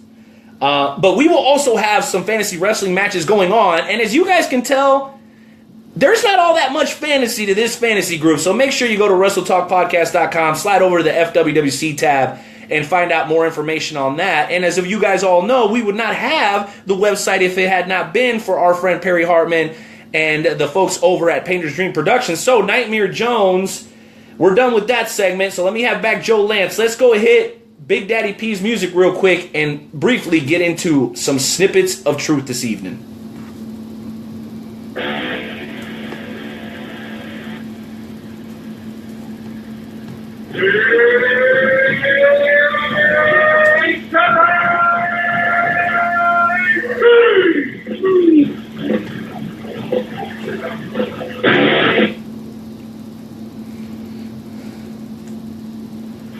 What's going on, Big Daddy P? Oh, I miss you guys. How you doing? That's my big bro right there. I heard you for weeks. Listen, obviously I came back right at the right time. Because we needed you, Big Daddy. Hostility going. It is hot. Listen, let me just send a little reminder to the folks in this group. Guys, it's all good, okay? It ain't about the language. It's about how we talk towards one another. Now, I know that in the wrestling industry, you have people who just have extreme attitudes. And that's all fine and dandy. But what would happen if, God forbid, tomorrow morning, the one person that you decided to talk bitterly to gets face-to-face with the Lord, and the last thing you said was something mean? how you can live with that. So my suggestion to you is make sure the words that come out of your mouth are sweet, just in case you have to eat them. And that, my friends, is the snippets of truth for tonight. Wow. Big Daddy P with his snippets of truth. Incredible. I ain't judging nobody, okay? I'm not judging nobody because I used to have a mouth like that. And now, when I get really angry, I just have to remember that if I'm going to stand before God and he's going to say, how did you treat my people?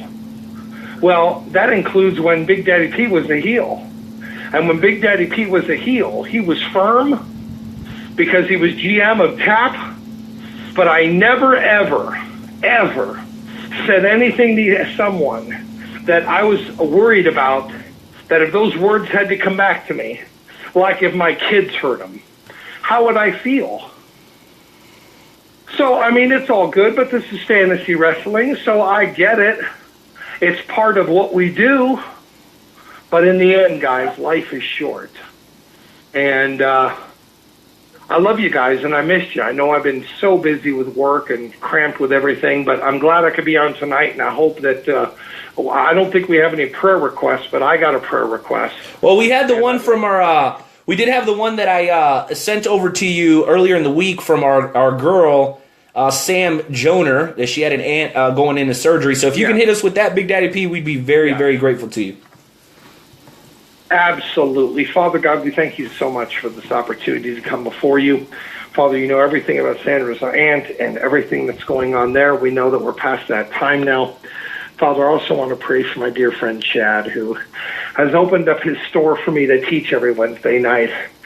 Father, you know that he found out from the doctor that his kidneys are failing. And we are saddened about that news, but at the same time, as I was teaching the Word of God tonight, Father, he was restored, and we went back to the gym at Planet Nutrition, and he lifted some weights, and he feels better. So I just pray that you would continue to strengthen him so that we could do more work here. And I'm so grateful for my brothers who I have missed, and I'm sorry I haven't been here, Father, for the truth. You know that where I was and what I was doing, but you've seen it fit for the Wrestle Talk podcast to be here tonight, and thank you for this time that we could come before you. And if there's anybody that's listening, Father, who's hurting because of a circumstance in their life, may them remember your words that says, do not fear, for I am with you, for I created you. It is I who will hold you with my righteous hand. So just know that the only perfect one is our Lord and Savior, Jesus Christ, and he doesn't expect perfection. And Father, we know that. So I just pray that you strengthen those that are listening. We love you so much, and we ask these things in Christ's name. Amen. Amen and amen. Ladies and gentlemen, Big Daddy P of Painter Dream Production. Big Daddy P's got a great promotion going right now.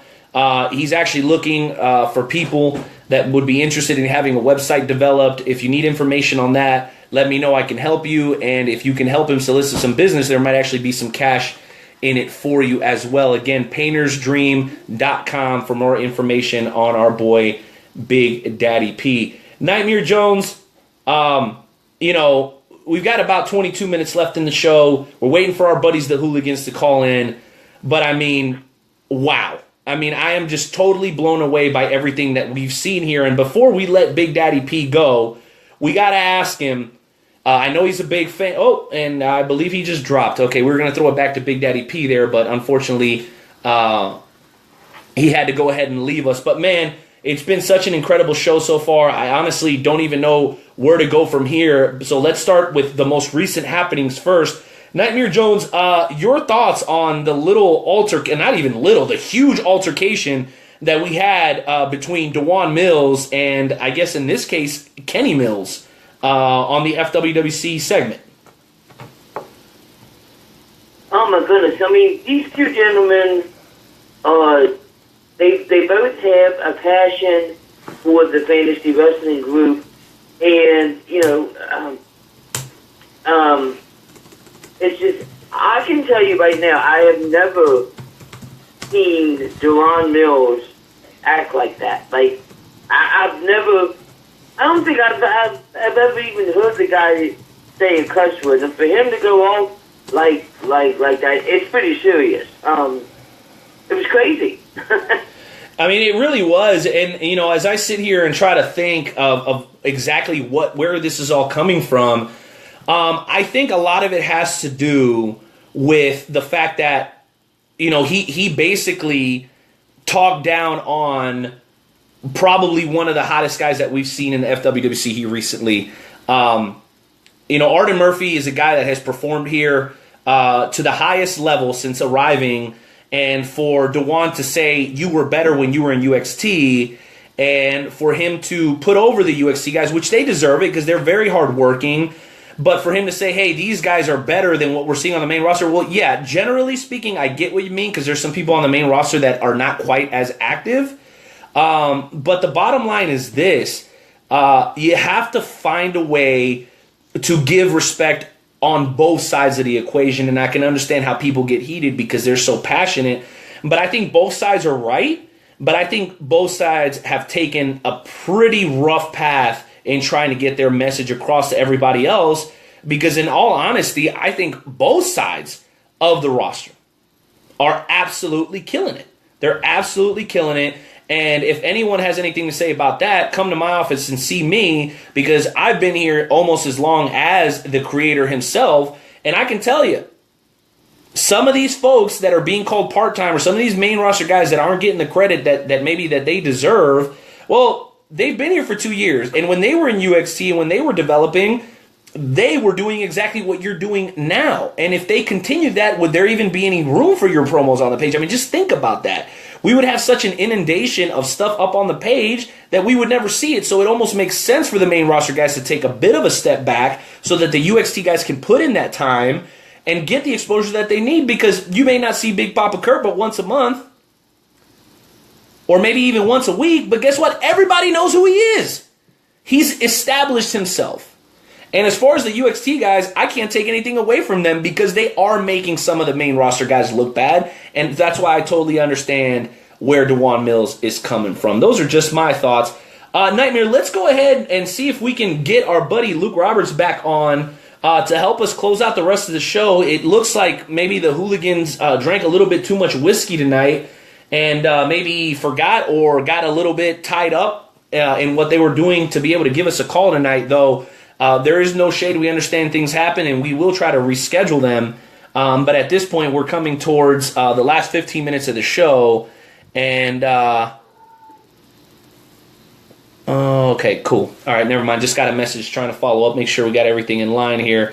But the bottom line is that we want to go ahead and bring Luke Roberts back on. Nightmare Jones, do me a favor. Go ahead and reach out to Luke Roberts. See if we can have him help us close out the show. And I'm going to bring on just one more guy to comment briefly on the scenario that just took place here in the FWWC. But before I do, I want to go ahead and say this. The UXT Championship. The UXT Championship has been up for debate. We all know that Funky Flex will be competing for this championship based on a win he had a few weeks ago. But then there are still 2 open slots. Originally, we were going to do a 3-way. The BOD has decided that because there are so many great people in UXT, it will now become a fatal 4-way. And next week on a Monday Night Raw Challenge, we will have 2 separate matches between 4 UXT superstars to determine who those 2 final entrants into that match will be at FWWC SummerSlam. And this directly affects one man. We are a little short on time here, Saint, so we're going to have you come on and comment briefly. But you are the UXT champion, and you deserve the right. You reserve the right to comment on this decision that was just made by the BOD. You're on live, sir. Welcome. I'm delighted to hear the news, but I'm pissed off once again that it takes the BOD to make people aware of this title. When I came into this division, the Lawman, Funky Flex, Kula, they all got shit talked by Massacre and everyone else because they brought the heat for the title, yet they were new. I stayed humble, like I always have, and I am now the champion. I want the fire. I want the fight to be brought to me. That's why I suggested the Fatal 4-Way match. I want to fight my brother. he's earned his shot. And whoever else can put in the work and do what I have done in these 2 months, what Funky's done, what other people have done, it proves that you're here, because if I lose this title, I want it to go to someone that is going to rep it with the heart that I do. And that is all I have to say. Thank you, Saint. And we want to have Saint back on maybe next week to see if we can get his comments on also what seems to be a bit of a selfish decision by El Mataratas to not defend the Warriors Heart Championship at FWWC SummerSlam at Rockstar Burgers, hosted by the Wrestle Talk Podcast. Luke Roberts, you've been here. You've been paying attention. I mean, you were here for the majority of the first hour of the show. Your thoughts up to this point, because it's gotten really heated in here the last half hour or so. What are your thoughts on tonight's show thus far? Rene, I'm going to tell you right now, I had the opportunity on multiple occasions to meet the CEO, the head administrator, Warren Mills, and I'm going to tell you, to get him that rattled, to get him that outside, I mean, the man has always been nothing but class and respect. I know that there have been times where you and the CEO may not have necessarily seen eye to eye, but the fact is, you've got to admit the man brings class. He brings a certain amount of respect to anything that he's involved in, and to see something cause him to fly that far off the, I don't dare say off the deep end. I mean, I've never seen him like that, and again, I don't know what's going to come of this, but I mean, again, this is not a man. Already a great show. I mean, again, you already had Wrestle Tech, you talked about things in the high spots, you talked about the FWWC. I mean, you had a lot of things, but that, I mean, literally, I don't know what happened. A lot of people would just say it was just like a time bomb, and just without any warning, it just blew up, and again, we were all just kind of. This is Rene with Wrestle Talk. Who am I speaking with? Hey, it's the Goddess. Hey, Goddess, you trying to get on? You trying to get on the show? Or are you just listening? I was just listening. Okay, cool. Thanks for calling in. Hey, no. For the hooligans to call, let's go and talk about Riot on the river. For those of you that don't know what Riot on the River is, why don't you clue everybody in to what Riot on the River is? Well, ladies and gentlemen, for those of you that had the opportunity to follow Dynamo Pro Wrestling here in the St. Louis area, Riot on the River has been a 3-match or 3-event series that has been put on, sponsored by the Bloody Bucket and the Loading Dock Bar and Grill in Grafton, Illinois. And as a part of the Riot on the River series, we had the opportunity to crown the inaugural Riot on the River champion. And I'm going to tell you right now, gentlemen, sitting here in my office here, matter of fact, when we were having the opportunity to speak during the High Spot segment, I was actually on location at the loading dock getting prepared for Friday night's finale. And I'm going to tell you guys, this night of professional wrestling, I mean, again, I'm going to go ahead and go right to the big one, if they want to call it that, the main event, the Riot on the River championship match. Dynamo Pro heavyweight champion Brandon Aarons taking on Lights Out Adrian Surge. And guys, I'm going to tell you right now, the Dynamo Pro heavyweight champion Brandon Aarons, first graduate of the Dynamo Pro Dojo. The man has traveled this country coast to coast, north to south, east to west, proving why he's one of the best wrestlers in the country, taking on a man where a lot of people may not agree with me, but I got to say it's probably one of, if not the leading candidate for breakout star in 2017. I know it's only the beginning of August, but Lights Out Adrian Surge has been on a roll as of late, and these two men are going to meet for the Riot on the River championship. And gentlemen, I'm going to tell you right now, a lot of people have been saying, oh, this is Brandon Aaron's match to win. This is Brandon Aaron's is going to be the first Riot on the River champion. I'm going to tell you right now, gentlemen, the only person with a victory over Brandon Aaron since becoming Dynamo Pro champion, and Rene, you were there, was a part of Cinco de Mayo, where Adrian Surge, however it happened, wound up getting a victory over Brandon Aarons. I mean, again, this match has all the potential, and to be honest with you, this is what the fans of the whole series have been looking at. This is a match that we're definitely going to be able to crown a Riot on the River champion that is deserving of that championship belt. Yeah, absolutely. You know what? I've had the pleasure of seeing Brendan Aarons in action on multiple occasions, and also Adrian Surge. So whoever's doing the booking over at Dynamo Pro knows exactly what they're doing.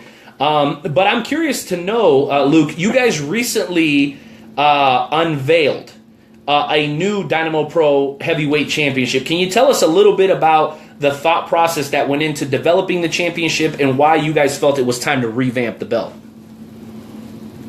Well, to give you an idea, the Dynamo Pro Heavyweight Championship has been around for the better part of a decade. And again, in professional wrestling, the champion has that belt, that representation of being the best in the company.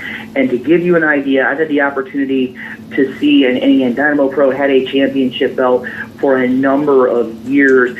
But to be honest with you, in time, I mean, again, the belt doesn't have the luster kind of comes off the belt a little bit. I mean, again, and I'll tell you right now, I've been around wrestling almost 30 years. And I will tell you, and I know for a fact that Rene, you've seen it, Joe, you've seen it, those that have an opportunity to go online, you can go on Facebook and on Twitter and look at photographs of the brand new Dynamo Pro Wrestling Heavyweight Championship. This championship belt is just a beautiful, it is a belt fitting of the Dynamo Pro Heavyweight Champion. I mean, this belt is beautiful. It's tons of stones in it. I mean, again, the work that was put in to such a prestigious title. And again, Brandon Aarons wasn't just given the belt. He actually had to compete in a match with Dingo. I mean, again, Dingo. Student versus the teacher. Brandon Aarons has to go on and take on Dingo. And a matter of fact, I mean, Brandon Aarons took a huge amount of abuse. I believe he took 2 Dingo drivers and still managed to kick out, even threw one himself. I mean, that's the ultimate show that the student is learning from the teacher and having the opportunity to win that championship. And again, the opportunity to have the opportunity to leave with that belt. And one human wrecking ball, Pete Madden, a man who's well known in the history of Dynamo Pro Wrestling, again, being able to present that championship to Brandon Aarons. I mean, again, right now, as I said before, the champion is at the top of the mountain, and the championship belt definitely needs to reflect the champion and being the best that there is. And guys, I'll tell you right now, Brandon Aarons is there, but I mean, again, that's just the beginning of Riot on the River. I mean, again, we've announced several matches, and I'm actually going to have a totally, I did not plan this. I was it would happen. I literally got the message during High Spots. I want to go ahead and announce right here on Wrestle Talk that we added another matchup to an already stacked lineup at Riot on the River 3. And that matchup is John Webb taking on the Roman Dynasty Karim Brigante. I mean, this is going to be the ultimate speed versus power matchup. I mean, you guys have both seen John Webb, former Dynamo Pro Tag Team Champion. Karim Brigante is, I mean, just a beast, for lack of a better word. And these two gentlemen have been signed this Friday night to compete at Riot on the River 3. I mean, again, that's already added to a stacked lineup with familiar faces and a bunch of new faces this coming Friday night.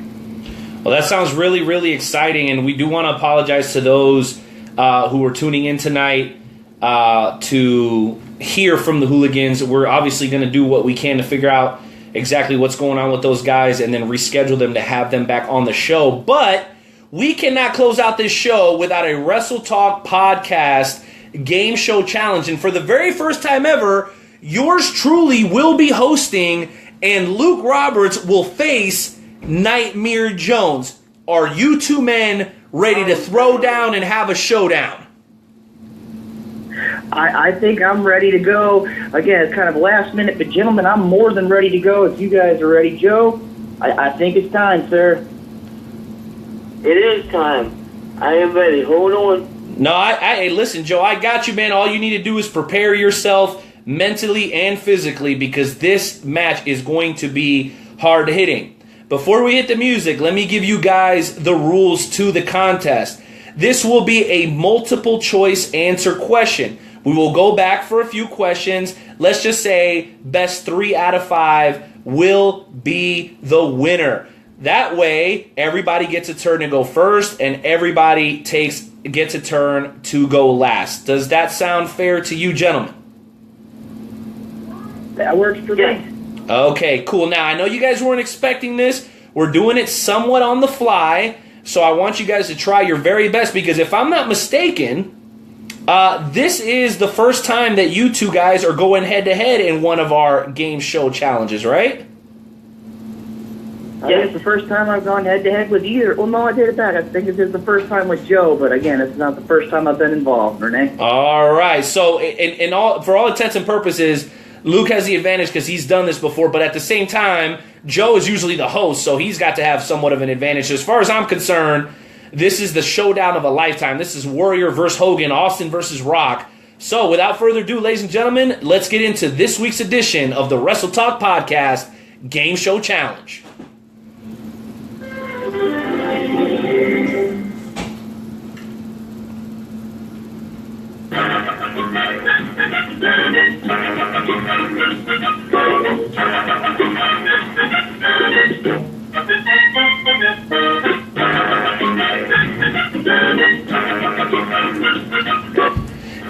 Yes, ladies and gentlemen, the Night Owl welcomes you back to the Wrestle Talk Game Show Challenge. Tonight's contestants are Luke Roberts of Dynamo Pro Wrestling and one half of the Wrestle Talk Podcast, Joe Nightmare Jones. Are you gentlemen ready?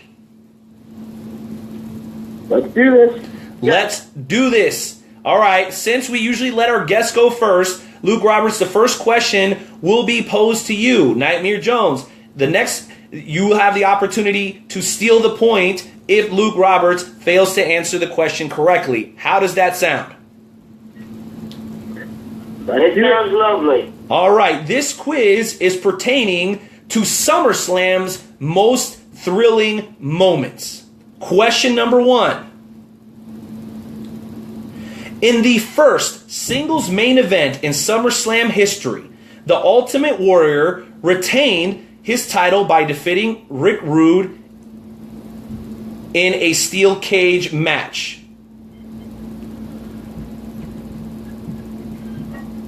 Is that question true or false? The first SummerSlam. I'm going to say false. False is your answer. Let's check with the judges here. Judges taking a little bit of time to deliberate. Not really sure why. Just a minute. Okay. Cards being handed to me now. Let me go ahead and get this opened up now.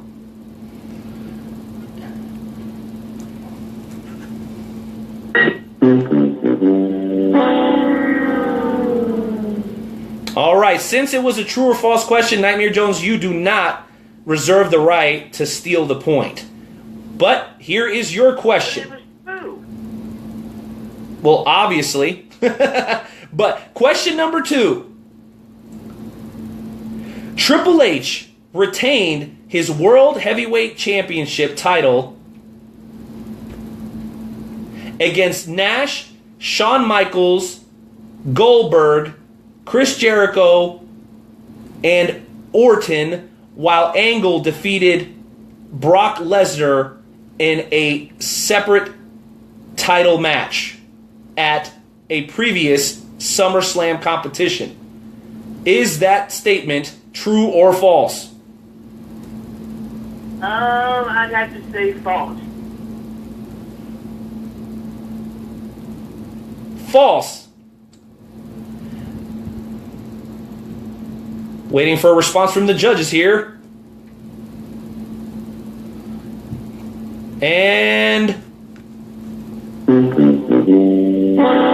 no, sir. Unfortunately, that is true. Question number 3. Guys, you guys are not starting off very good here. We're definitely going to have to step our game up because, well, again, you guys should be a lot better than this. Luke Roberts, it goes back to you. Considered the greatest SummerSlam match of all time, Bret Hart fought the British Bulldog in front of a huge crowd in which famous arena? This is multiple choice. Number 1, the Los Angeles Coliseum. Number 2, the Rogers Center in Toronto. Number 3, Wembley Stadium in London. Number 4, Madison Square Garden in New York. That one, I've got it 100% locked in. Number 3, Wembley Stadium. Wembley Stadium is your answer. Let's get the envelope in.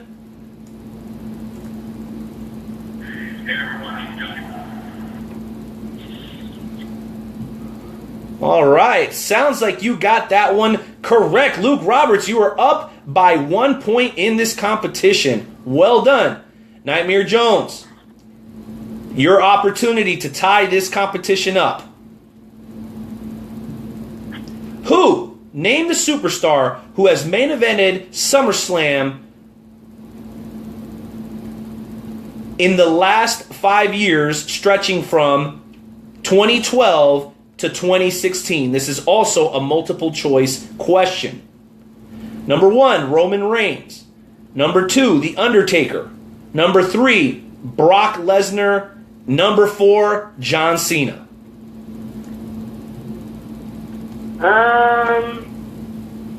John Cena. John Cena is your answer to the question, who has main evented the last 4 SummerSlams.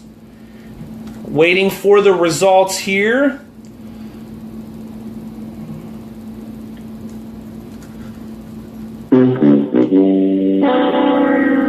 No, unfortunately, Nightmare Jones, the man who has main evented and headlined the last 4 SummerSlams, 2012, 13,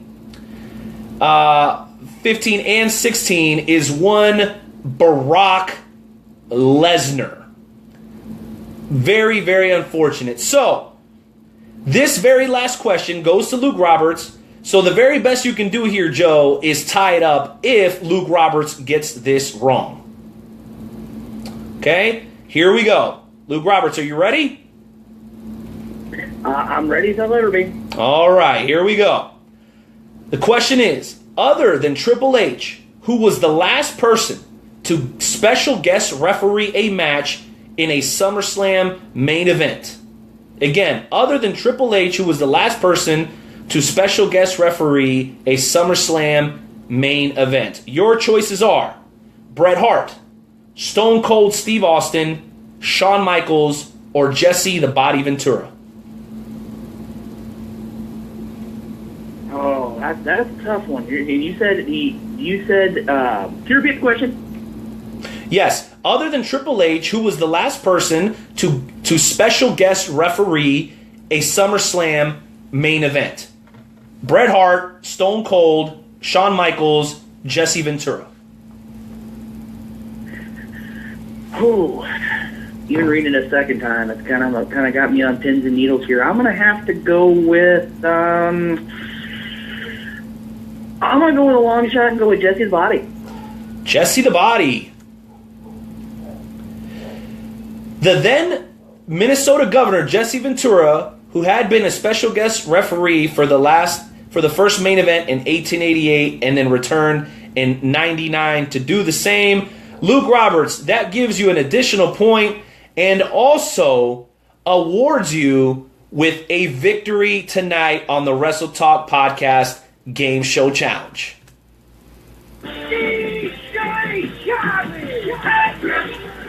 Yeah, all I do is win, win, win, no matter what. Got money on my mind, I can never get enough. And every time I step up in the building, everybody hands go up. And they say yeah, and they say yeah, and they... All right, guys, that was an amazing challenge. Now you know how I feel. This stuff is never easy. Much respect to Nightmare Jones for putting off an awesome effort. And Luke Roberts, congratulations on winning tonight's Wrestle Talk Podcast Game Show Challenge. Like I said, it's always an honor to be here, guys. And Joe, you gave me a great competition, and like I say, hopefully it's one of those that in the future I can go back to being in the host chair instead of being in the hot seat, because that was that was the challenge. Dude, it's definitely tough. All right, Luke, we'll let you go as we close out the show. Thank you for coming back on.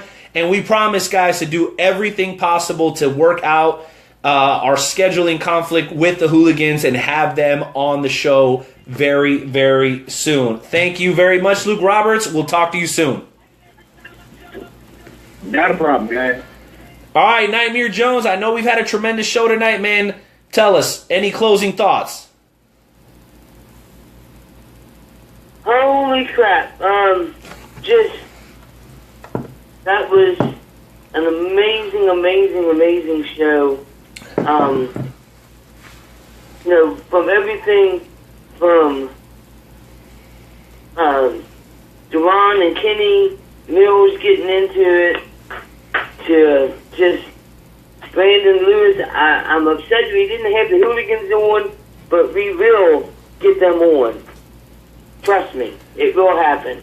It will absolutely happen, and let me tell you something. This Saturday night, NWL will be back at the Scottish Rite Temple. The Wrestle Talk podcast will be in the house. We will be handing out flyers for our our Wrestle Talk podcast sponsored SummerSlam watch party. The FWWC will there. A bunch of local and wonderful wrestling fans from throughout the Midwest will be there. And I can tell you guys one thing. Tonight's show, as far as the guests go, may not have gone exactly how we wanted it to, but let me tell you guys something, man. The heat and the intensity of everybody, from when we started off with Luke Roberts, from when we went over to Brandon Lewis, from when we got a couple of callers on, my boy Mike, my boy Kyle, our boy Chad's been really busy on the Facebook thread. It's just been an absolutely incredible show. And then, of course, it can't go without being mentioned, that heat between the two members of the FWWC, Dewan and Massacre, was absolutely insane. That is why we call ourselves the world's greatest fantasy wrestling group. No. It is not an assumption. It is not a bold statement. It is a fact. And that's the bottom line, because Wrestle Talk said so. We will see you guys this Saturday, NWL. Nightmare Jones lining up a bunch of great interviews for you guys for the next couple of weeks. And I believe next week we will have on Niles Plunk or it's Plunk, or whatever, doesn't really matter, from the NWL. If that's not right, I apologize. We will be providing updates to you guys on the WrestleTalkPodcast.com and, of course, on our Facebook fan page, Twitter, Instagram, or wherever else you want to look for us, because we're pretty damn easy to find. We even have an email, WrestleTalkPodcast@gmail.com. Nightmare Jones, let's get on out of here, Poppy. Grace and peace to everybody.